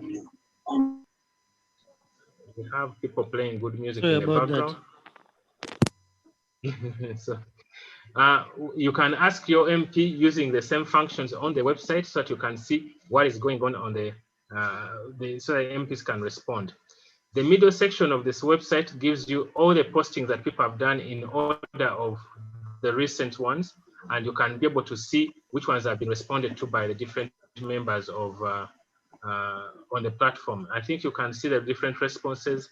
We have Chero here, I think is a member of the staff, who have actually been posting certain things that are happening within our society, and different people can come in, view and respond. You can only respond if you're a registered person on the system. And you can also look here, you can see the different MPs that are frequently asked, all people are always viewing. It shows you the top MPs that people are referring to. Number of questions we have, people, responses we have had, all the postings that we have had. We are over 1,000 people on this platform. We would wish that everybody that is in this particular meeting also joins and starts communicating. Now, this is how your MPs actually appear on the platform. So if you want to follow a particular MP, you just click and follow them. That means whenever they post something on the platform, you will receive an email telling you your MP has posted something or your MP has responded to a particular question. So you can actually do that. The same thing can apply to, you can look at the different topics our MPs are actually discussing at different times, so that you can know what is their area of interest, what are the things they're talking about. That is critical because you would like to know, is the MP talking about things that that touch your constituency, or they are actually all over the place and not specifically. But we have guided you and shown you that the different areas of importance in the country are actually there. They will talk about security, education, human formation, things like corruption. So we have selected close to 18 areas which they normally talk about when they're in parliament. And this is the way we can actually analyze, and you can know how many people are interested in this. So you may also be an individual, but your interest is to follow issues regarding education, or you want to follow issues regarding environment and climate. That means you will choose to follow any MP that discusses anything about environment. So the system gives you that opportunity. Then if you have an email, sending that. I will go quickly to the scorecards. We do have scorecards that are actually in here. When you go, you will see an institutional scorecard. They're all digitalized. You're able to see this. Now, remember that the scorecard has a lot of information, and it's an opportunity for you to choose. Even if you're a student, you can learn and say, I want to do research on some of these things that we are doing. You go to UMY, because we have digitalized the scorecards, you do research from there, and you're able to write a dissertation or a thesis based on some of the leadership issues that we are presenting here. I'm going to show you just one of the digital scorecards that we have so that you can actually familiarize yourselves with that particular tool as well.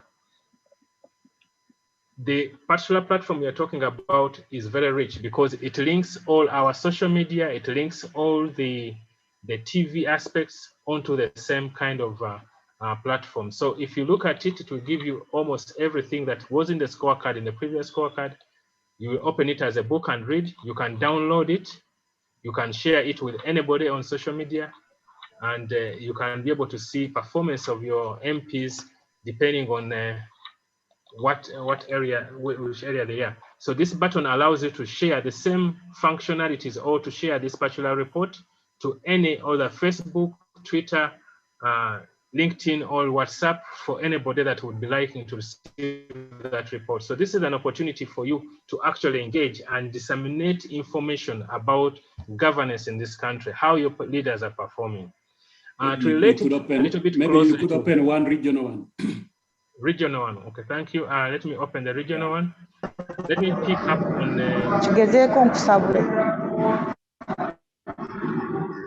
let me open one in Uganda, I mean in central Uganda. So as it's opening, I'm also going to show you. Sorry about that. So as I said, when you look at the actual platform we are giving you, you could do a lot. As an individual, you may find yourself building a profile using this particular platform, because remember, you are registered. It's important to register yourself with proper names because you want to build a profile of yourself as a person responding on political issues or governance issues. If you're interested in going in politics, this could be a place for you to actually start learning what is happening in parliament, what the politicians do. Then you build a profile and you can print out your own profile from the MP scan and keep it somewhere else. So these are some of the advantages you can use with this particular platform. This is a regional scorecard for Kampala, and it shows you the different aspects within Kampala. This only shows the central part of Kampala. I wanted to show you, that is only for the region, but we can show you the individual as well, some of the individuals.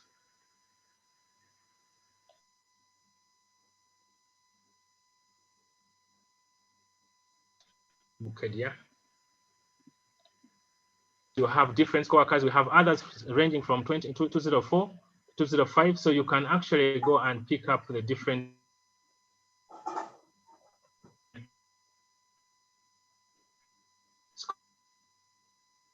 scorecards for you to view. And you are right now opening up some of the individual scorecards so you can look at how it looks on the platform. For those that don't want to read the big book, this is a very good platform for you to reach out to, and you can get a print copy, but using this particular platform. It's still loading, but in the process, I will open another, I'll take you through another one. We have different press releases we have. This is a place for those that are interested in media coverage or stories. You could come in stories that we have had, anything that has actually happened at AFRI will be in that particular. So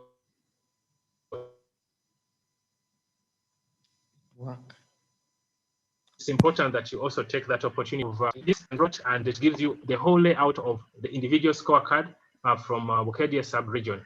And you can peruse through the MPs per region so that you know if your MPs from particular region, you will peruse through like that. Now, something I need to explain, Many of you now know about the scorecard, so it will give you a simple profile of the individual. It gives you their contribution in the house, their rating, also gives the area of focus, and also we get to know, sorry, I'm hearing some noise. As a teacher, it disturbs me. You have an area of interest, like what are they discussing? Is it talking more about social issues? And what does Parliament, what does the total Parliament talk about during that particular session? So you can actually compare. We also have a section on good conduct for the MP. And I think Chief has talked about, the Executive Director has talked about some of these issues that we are analyzing. So we also have a section on projects that they have actually contributed to. Here you are seeing them in form of pictorial. Maybe they provided beds, they provided food and an ambulance in the area. I would like to stop here and maybe entertain any questions from members. I know we are short of time. Marvin, back to you. Yes, Mr. Ginto. Yeah, if there are any questions, there are some already in the chat section that I'm going to read out. But if someone wants to react on that particular submission by Mr. Kintu, you can raise your hand. However, also maybe something Mr. Kintu might have just forgotten, for you to be able to enjoy that system, especially the MP scan, you have to subscribe, sign up, and be a subscriber. Then you can enjoy the benefits that come with that system. Tamim, do you want to say something?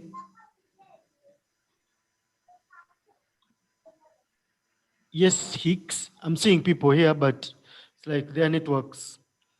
Michael, yes, let's I have wanted Michael. to say something. Let's start with Hicks. Okay. Then Michael come. Yes. I'm Mutekanga Hicks. Hicks, go ahead. Yes, you can hear me. Mutekanga, go ahead. Yes, I'm saying. Person is off. Do you have the ones that we can read from the chat and I respond to those ones? Maybe. Yes. Go ahead, Mutekanga.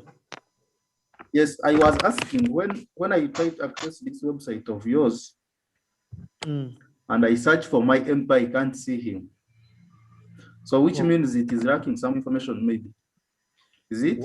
Which region is the MP and what's the name of your MP? Yeah, it is Busheni, Igala East. Maybe, Mr. Kintu. Yes. Maybe, has it been updated? Yes, it has. Not for the 11th Parliament yet. Not for the 11th Parliament. We are still completing the 10th Parliament. He was there also. Oh. Okay, maybe we'll take note of that. I'm taking note of that. The name, sir, and the constituents? Yeah, it is Michael Mawanda. Michael Mawanda. Honorable Michael Mawanda, Igala East. Okay. Thank you very much. Thank Igala you. East, Busheni. Yes. Abasa.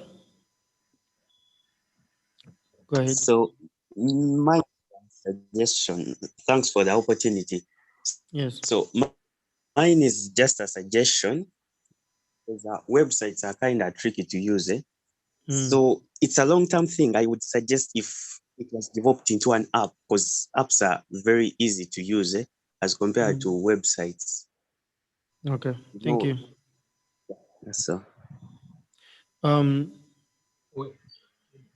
Mr. Kintu, yes, you can respond to that. The actual website we have can be translated into an app, and that is actually in progress.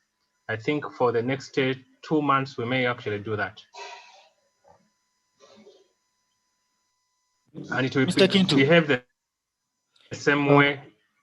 Kintu, will it still be MP scan or Mobi app? Or I remember that I think to guide. It will be MP scan. It will be MP scan. It will be MP scan, because whatever is on the website will be the same information featuring on the phone, but in a different version to allow people to access it with limited data. Okay.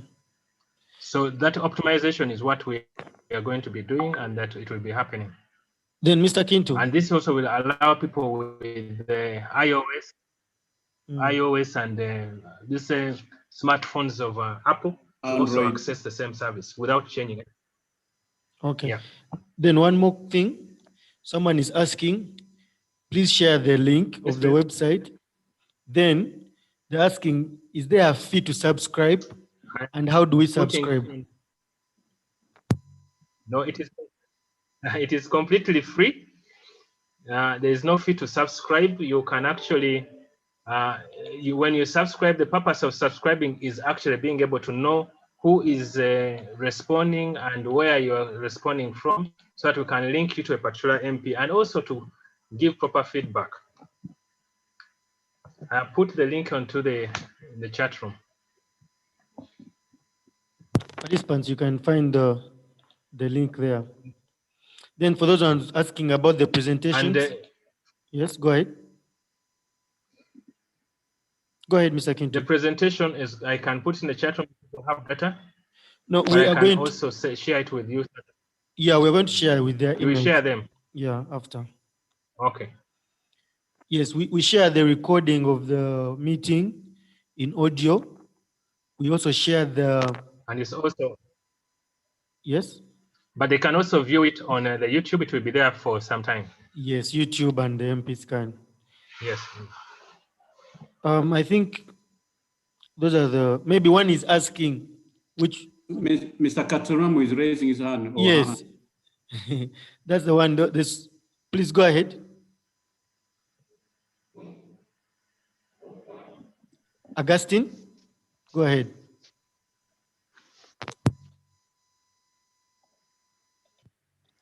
Augustine, unmute, you're muted. I think Augustine raised the hand in error. But if you fail to unmute, you could just put in the chat section and we can read it. Then Mr. Someone was asking, and I think this will go to the executive director, the lady from Chambogo, is saying the same question that was asked, that why are few institutions only benefiting from this program and many institutions are missing. I think in your closing remarks, ED, you hint on this rollout.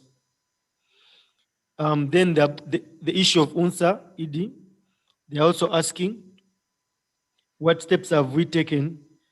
They're saying that Ms. Rael in her presentation says that many of the UNSA leadership are beneficiaries of the mentorship. So what steps have we taken to monitor the performance of UNSA? This is something the ED is going to respond to. Then another concern is to do with the youth councils. Does AFLI have any plans to also monitor the performance of youth councils, because they are the direct link of the youth to the national leadership?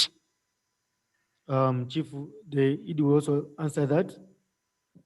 Then lastly, I think this goes to the M&E.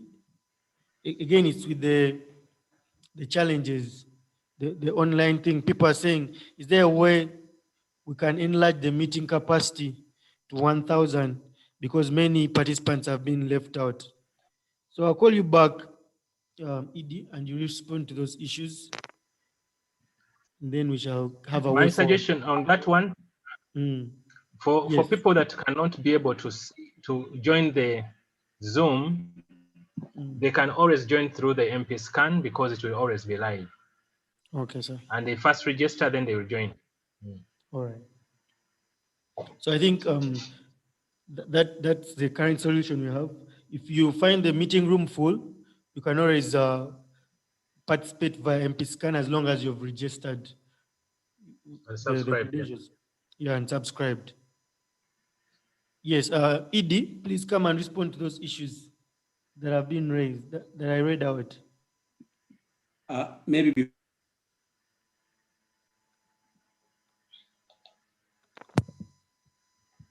Yes? Or while I'm responding, you'll be looking for the pictorial, or if you have it. I already have it. Or you can share it and put it up there, then I'll explain. Okay. Yeah.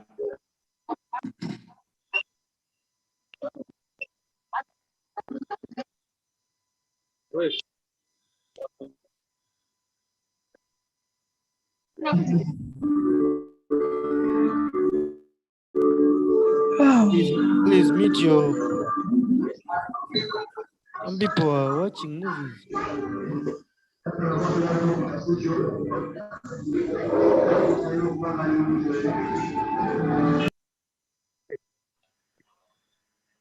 Let me share this. I was first removing the person.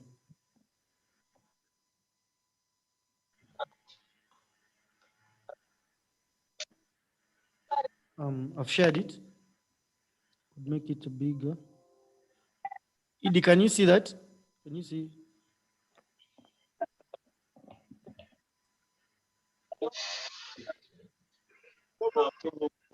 Marvin, yeah, that's okay. Now, comrades, for our students who do not know how to read and write, so what's actually doing to make the individual scorecards of MPs also printed in local languages and also in pictorial. Like if you see attendance there at the member of parliament, there's a picture. His picture is this is a dummy we're just using now. This one is an FDC. Yes. So if you go to the scroll it down a bit so that I begin from the bring it down a bit, scroll it down, like that. Okay, stop. So you can see the honorable with a party symbol there and the name there, the division in Kampala or fourth session of parliament in that year. So the performance was poor. If it is red like this, is poor. If it is orange, it is fair in the committee. So you go to plenary and you see the attendance.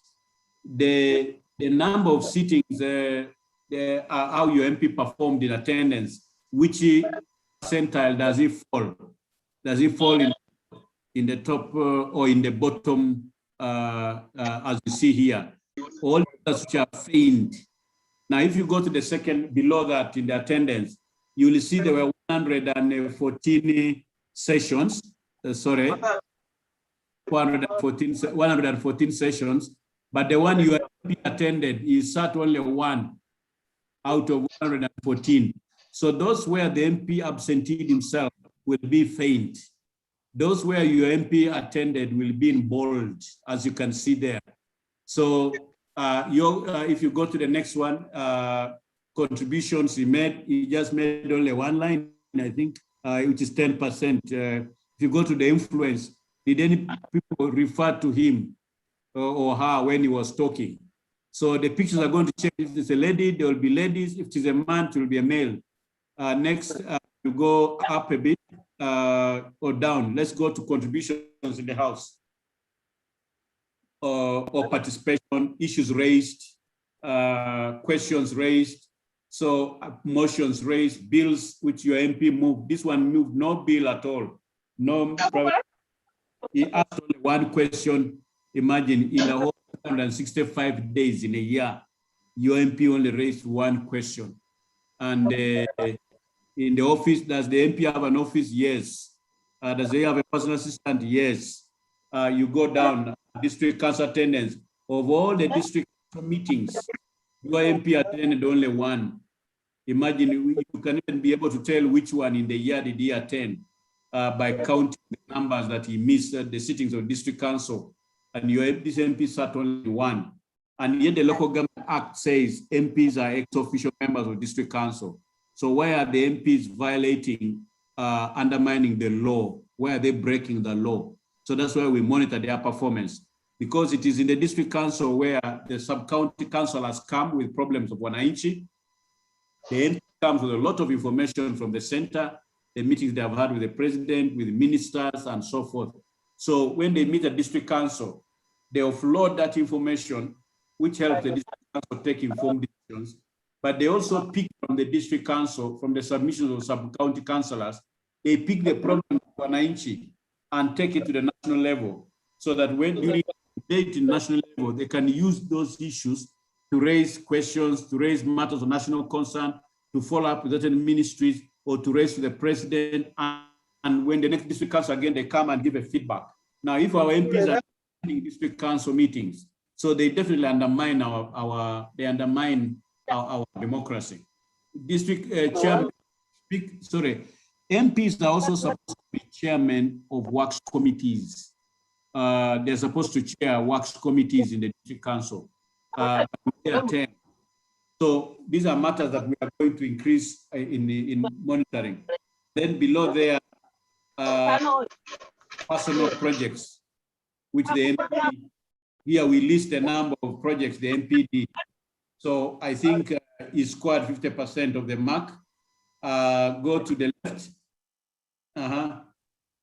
Okay, this serves really the purpose to show you what even the NGO, we want to supply this to the CSOs in each district.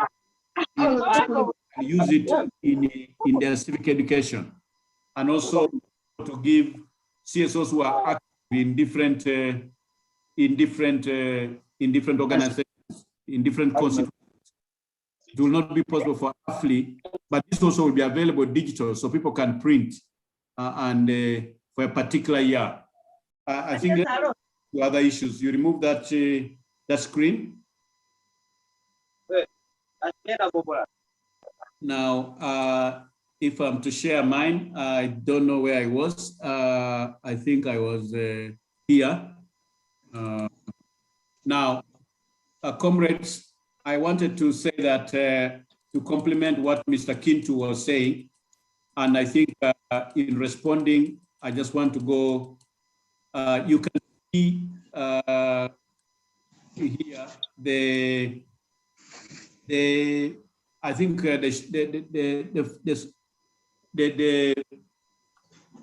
screen Mr. Kintu shared is different from mine, but I think the point he was making was that who are in Kabiriti phones, those who are using Android, we have developed those two apps already, and now we are working on the iOS, the one for Apple computers now, so that the MPs can be linked. So this framework is about to be completed. Once the app for those who are using Apple computers is completed, then there will be an integration so that citizens can become citizen journalists. And we want to go to work in every constituency to have like 3 or 4 who could be reporting issues that are happening in the constituency and reporting through the MP scan through this website to reach their MP. So the information will come from your Kabiriti phone, whether it is text or voice, or from whether it is pictures or text or voice. It will come through this system and go through our server, and it will be filtered to go to the MP. And the response from the MP also will come back through this system, through our servers, and goes to the individual citizen. For example, the rain, the flood has washed that bridge in your village, and you take a photograph and sending to your MP to say, raise this week in Parliament, or there's a hailstorm, or there's a disaster, an earthquake, or there could be something you are not very happy in the school or in the health center. Take a photograph and send quickly. In real time, it will go to your MP's app. So when the MP is in Parliament, he's receiving a message, a photograph from his constituency. He says, Honorable Speaker, sir, I want to rise on a point of national concern. Today, or in just the last 30 minutes, the police have beaten my people, this and that, and or land grabbers have done this, or a bridge has been washed out. I would like the Minister for Disaster to respond to this. So you can see, and then he says, I have a picture already here. So we want citizens to empower their MPs, to make their MPs able to work. At the moment they get elected, there's a disconnect. So this app is supposed to bring a connection, a 24-hour connection between the citizens and their elected members of Parliament. Whether the MP is in Europe, whether he's in South Africa, whether he's in his bedroom, whether it's what, you should be able to reach that MP. And then we audit in the answer, we said out of 1,200 issues which were raised by citizens in your constituency in this year, how many, Honorable, did you respond to? What is your response rate? Is it 0? Is it 50%? Is it 20%? Is it 80%? So who do you work for? If you cannot work for citizens, then who have you been working for? How can you ignore? So this is the importance. That's why we think you young people can help us to make this very active, to make this dream come a reality. Because it is you young people, your generation, who now are the most educated than any generation in the history of Uganda. It's your generation which is accessible to Google, to internet, to what we used not to when we were growing up. We didn't have these things. It is you now who have the smartphone. It is now you who can reach. So you can do service and improve how our MPs work. Because when you abandon the MPs, they get trapped by the executive, by the mafias. They start working for the mafias and their own stomachs. So, but if you keep them on their toes and the scorecard comes out based on this evidence that citizens sent you the road which was blown up by the river, you did not respond. The MP should have said, that road is a feeder road. I have talked to the chairman of LC5. In the next meeting of the works committee of the district, we are going to attend to it. That's a good feedback. Oh, that issue is for central government. I've taken it up with the Minister of Education. She says this. And that's a feedback. Oh, at that matter you raised, I raised with the president during our meeting of Bunyoro MPs, and he has said this. So you know, that is why we call this thing MP scan. MPs can do a good job. MPs can. They can. If they are supported by who? By citizens. How? Through information. How? Through evidence. Now, when you pass that picture, photograph, you will not pay the MPs. The program will pay for you. So that's how we are trying to popularize this issue. So that even now when you're participating in this workshop, we'll try at the end of the workshop to compensate you for your MPs. You know, we look at the register, those who enrolled, who attended, and then their telephone numbers are there. We give pay away, and pay away just sends money to you. You know, it is so simple. We want citizens to be able to reach their MPs. So what is delaying us on this MP scan? mpscanug.com. But we're using MP scan in two ways. One, it is true MPs can do their job. MPs in plural.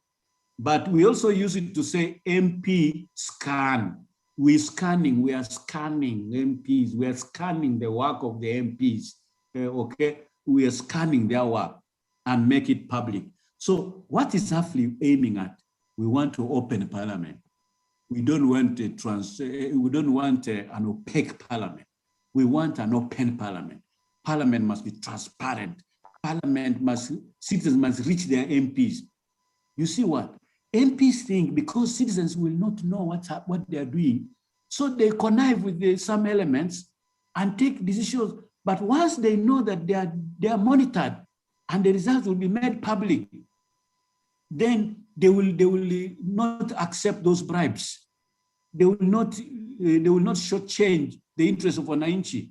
So that's why we want to improve in this platform the connectivity between the MP and the citizens, so that citizens can bombard the MP on a particular matter, to vote on a particular matter. He will receive several requests. And if he votes against, then AFLI comes and prints evidence. Oh, now will that MP even have to say anything? The opponents will just say, look, can you imagine you told this MP to do this, he went ahead and did this. So this is why you, as young people,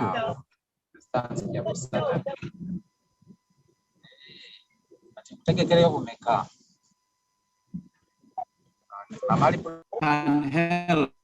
So let me move to the next category of issues. Is there a way to expand the capacity 1,000 or so? Yes, there's a way. maybe we shall create webinars and so forth, but understand we'll have to be paying like $280 per month. We are looking into that as well. But for now, that's why we think that whenever we have a workshop like this, we say open, others should enter through YouTube, others should enter through different channels, and you'll still be able to access this. Sorry, today we've not been able to put ourselves on cameras for those who are in the YouTube, but I think we're going to improve because we are learning, all of us, and we're also trying to buy a video camera recorder so that we will support those who are in the center, so that you can be able to see them with much clarity, and so that even those who are in Zoom, those who are in webinars, those who are in MP Scan, who are in YouTube, you should be able to view. So that way we're going to increase numbers. Does Hafley have any plans to monitor the performance of National Youth Council? It is a suggestion. We wanted it to come from you.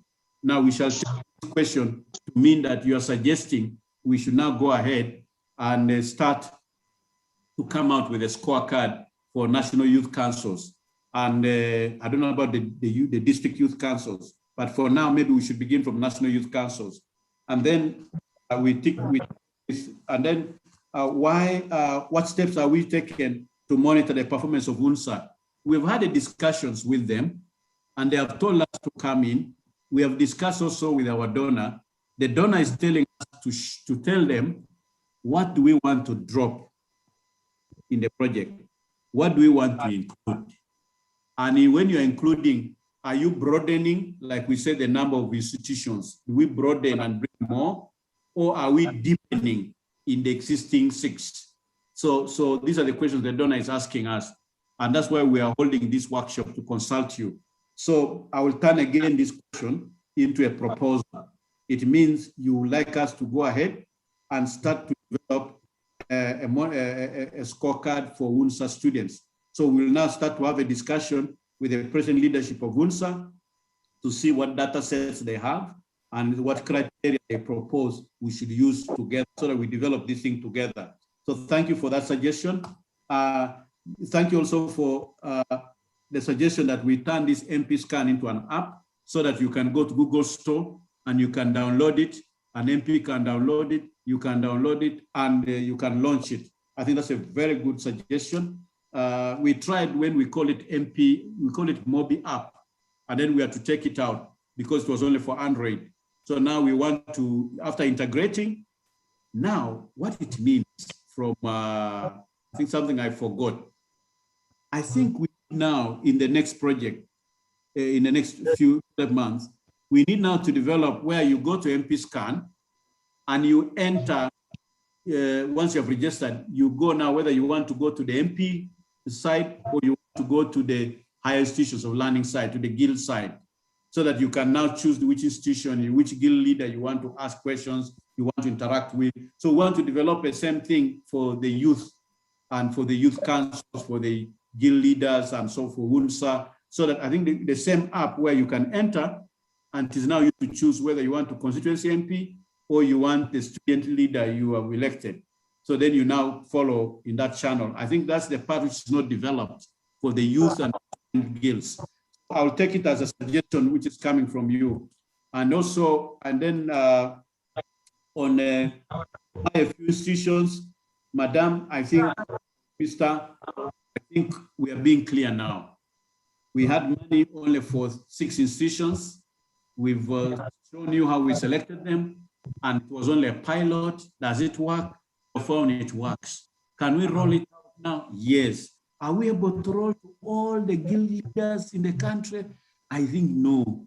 Maybe we need to move and expand. If this were 6, can we make them 24? I don't know. If we take 3 times 6, how many will that be? If we take 3 more universities, 3 more technical colleges, 3 more NTCs, 3 more medical, whatever, 3 more, national teachers colleges. So we want to see what can we manage, and then we grow as we move on without losing the 6 where we started from, so that you can come back in the future and say, this is where we started, we expanded to this, and we have expanded to that, and now we are covering that. So it is very important to begin somewhere.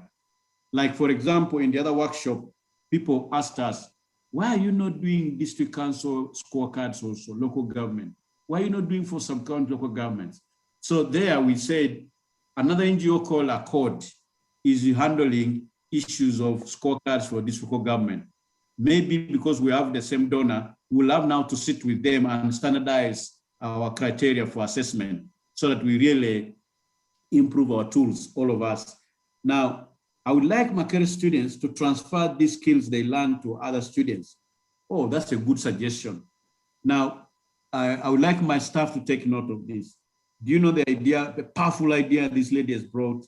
It means we should find a way of supporting the guild governments, either with some small resources or to use their guild resources, which the students have contributed, to hold also after this, like they become trainers of trainers, and then we can send some people to support them when they are passing this knowledge to other students, to other faculties where they are representing, to the other halls of residence they are representing, and so forth. I think so that there is a transfer of skills downwards. I think that's a good suggestion. Another one is, I'm turning your questions to proposals. Why are the pilot institutions few and why not Kiambogo? I think I've responded to that. And I think on Makerere, you improved your gift. I think I've responded to that. On the medical session, I think you've improved on that. So is there anything I've left out, Marvin, maybe from the chat room? Maybe one concern that I just come up. Someone is raising an issue saying the issue of the website, MP scan and the apps is very good, but with the current taxation on data, is there a way AFLU will support on the subsidization of the access to this technology in terms of data, prices of data? Yeah, that's the question being asked. Now, I think that's something we need to factor in.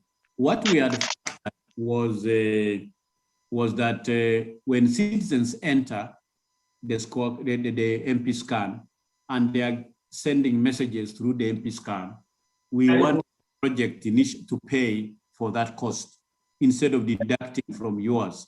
So there should be a way we reimburse you, or I don't know how we can do it, but maybe Mr. Kintu will. So now what I don't know is the tax. So when we pay, like now, how much do we pay? If we now pay this one like 10,000 for every participant who has participated, or 5,000 or 10,000, does that cover your MBs? Can it cover that tax as well? I don't know, but we should look at it. Hello? Yes, go ahead. Go ahead. No, go ahead. You're asking me? Oh, no, okay. Mr. I'm saying online. I'm asking the question that I think let me take that question and turn it into a suggestion. So, Yes. so go back and discuss and see what that means. You know, we want to make it easier for citizens, because we know most people who have smartphones who can make use of these are young people and they don't have resources.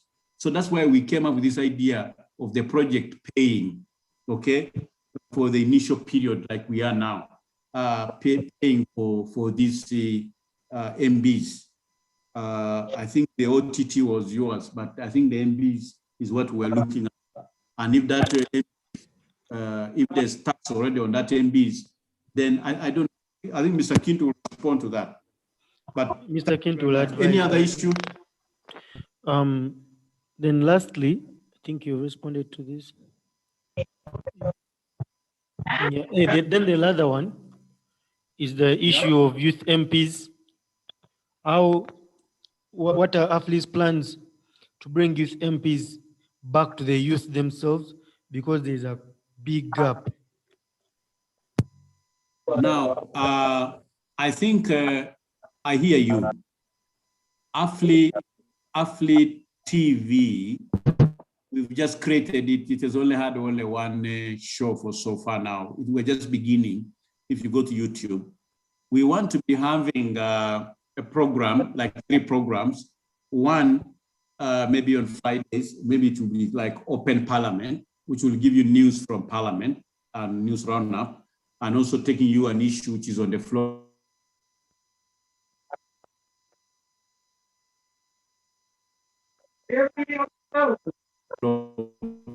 Parliament so that you can pronounce yourself on it, and there will be experts from Parliament to discuss with you every week, where we shall be bringing MP this week. We're going to get MPs from this area, okay? And we shall alert the constituents, where constituents can be able to ask their MP any kind of questions. And then we'll also intend to have another program focusing on youth, which will be weekly. And I think Marvin will be in charge of that. So where we can be bringing these youth MPs to appear and discuss with you. We make an appointment with you, like today, you come and the youth MPs are there. Instead of me, instead of Rael, it will just be your MPs who are discussing with you. But also in the previous scorecard, you suggested that the age of the youth MP should be reduced to, you said to 27, below 27 years old. Because now, when it is 30, most youth MPs come and only serve for one term. And so, but they use it as a springboard to nurse a constituency. Instead of coming back to work on your issues, they're already accumulating money to contest with in the next election for a constituency seat. So they are preoccupied they are no longer accountable to youth. So how can we bring this? So we want to have a discussion with some of you on how best we could do this. But I think one way is to be bringing MPs to interact with you. And but I don't know whether they can amend the electoral law or the constitution to reduce the age of youth becoming an MP. But if they have made 18 years, then now they should reduce the upper limit for youth MPs so that you can, if you go as 18 years or 19 or 20, at least you can have 2 terms in Parliament before you can move somewhere else. Maybe that's the way you need to bring your voice. But we're also going to work with the youth-led organizations. I hope they are here. The youth-led organizations, how can they support the youth MPs to perform better? Through research. So we'll be working together with the youth networks to bring issues from Parliament and get them to research on, and then prepare talking points, which we shall give the youth MPs to use in case they are fearing to talk.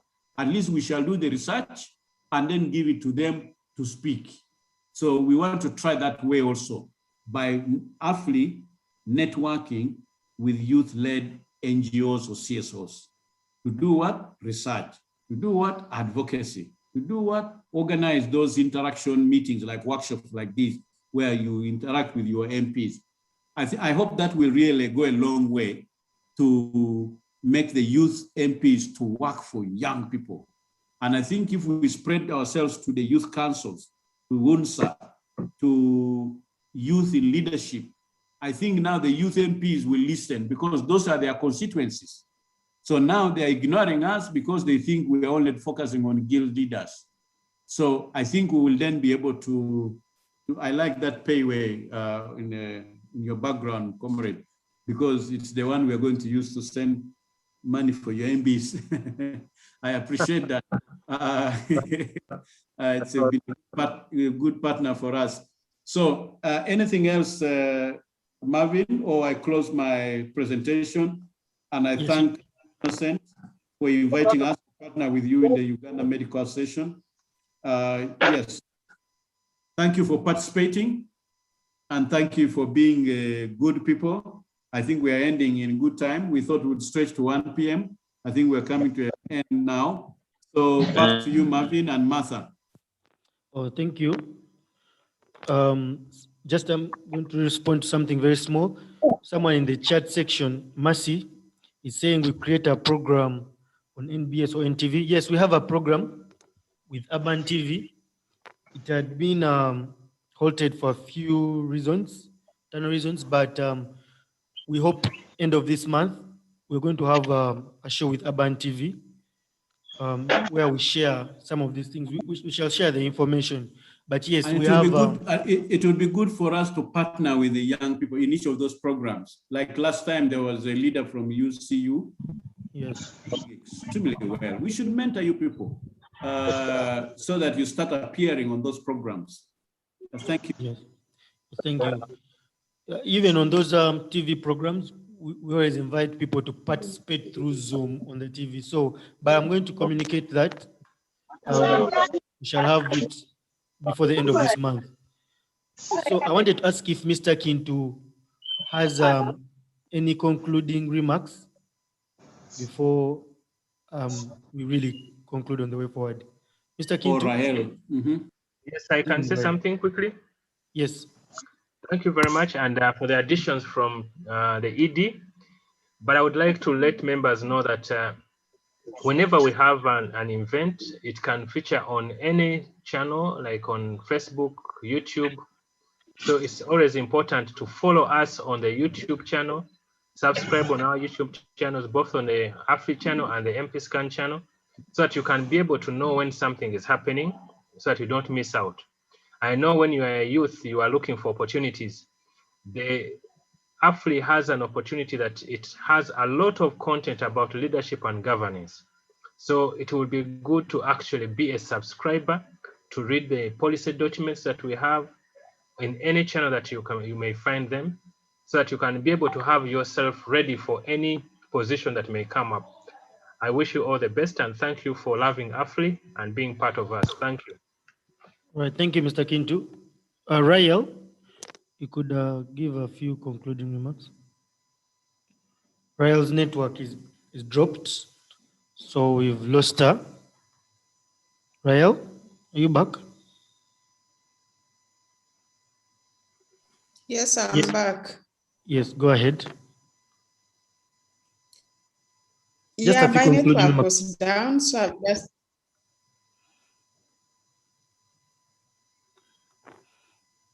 Just a conclusion on you. Any concluding remarks, Rael? Any suggestions? We lost you. We are now concluding. I've finished my... I'm sorry, I'm lost. I beg that you continue to the next person. We are concluding. We just wanted concluding remarks. Sorry, your network had dropped and you lost some of the information. Like you may want to thank the participants, you may want to say something. Sorry. Okay, thank you so much. Yeah, so I just want to thank all the participants for taking part and for making very insightful recommendations. And we promise that we'll take them into consideration as we review and plan for the successor project. Yeah, thank you. Thank you very much. So before I bring in Martha to conclude and close the meeting, I'm going to request members to just enable their video. We always do this. We take a group photo so that I take a screenshot, which will be in form of a group photo. So members who are online, please just enable your videos. I'll as well enable mine. You don't have to unmute, you just enable video. So I'll tell you when I'm done. Okay. Wait.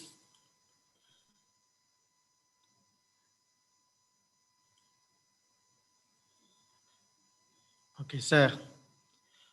Thank you very much. Yeah, I'm done. Then I'm going to call in Martha. Martha, you can come and make the conclusions and close the meeting as well.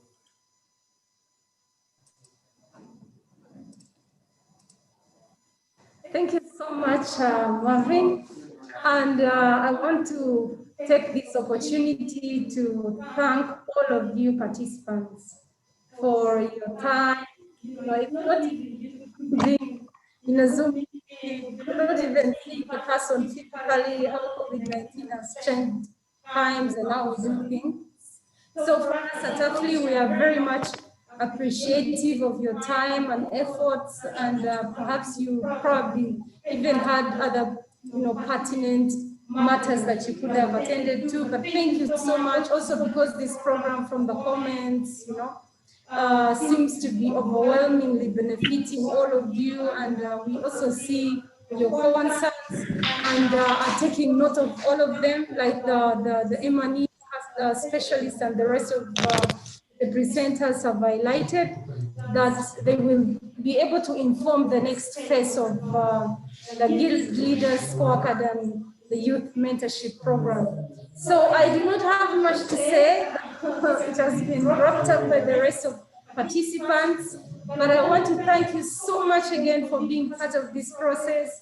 And yes, these submissions, ideas you've come up with, we've already raised, are going to be put together and yes, forwarded to the team that is putting together ideas for the next phase. And so without further ado, and yes, but lastly, I also want to thank all the institutions. What is that? Yes, I want to I think there was a technical issue. I also want to take this opportunity to thank all those youth leaders, youth from the different institutions that we're not even partnering with. We see that's a sign that you're so much interested in this program and are also benefiting from the program. And yeah, last but not least, I want to take this opportunity to give a closing prayer as we go back home or into our other businesses. So let's pray wherever you are. Heavenly Father, thank you so much for your continued presence, for guiding us through from the beginning to the end, for the awesome ideas from youth, young people, leaders, CSO partners that we work with, and all the citizens of Uganda that are part of this, have been part of this workshop, oh God, as we work towards accountable and responsive leadership, nurturing young leaders so that as they take on leadership even at higher institutions of learning or even later on at the national level, they are responsive and accountable in their actions. Thank you, Father in heaven, and even as we go on with our other activities or go back home, wherever we are going to do, Lord, continue to be with us, inspire us in so many ways throughout the day, protect us, with your divine protection be upon us. And those that are sick from COVID-19, Lord, we ask of you, knowing you're merciful and compassionate, that heal them, heal our families, protect our families, provide, Lord, provide. In Jesus' name we have prayed and believed. Amen. Thank you so much. Thank you everyone. Okay.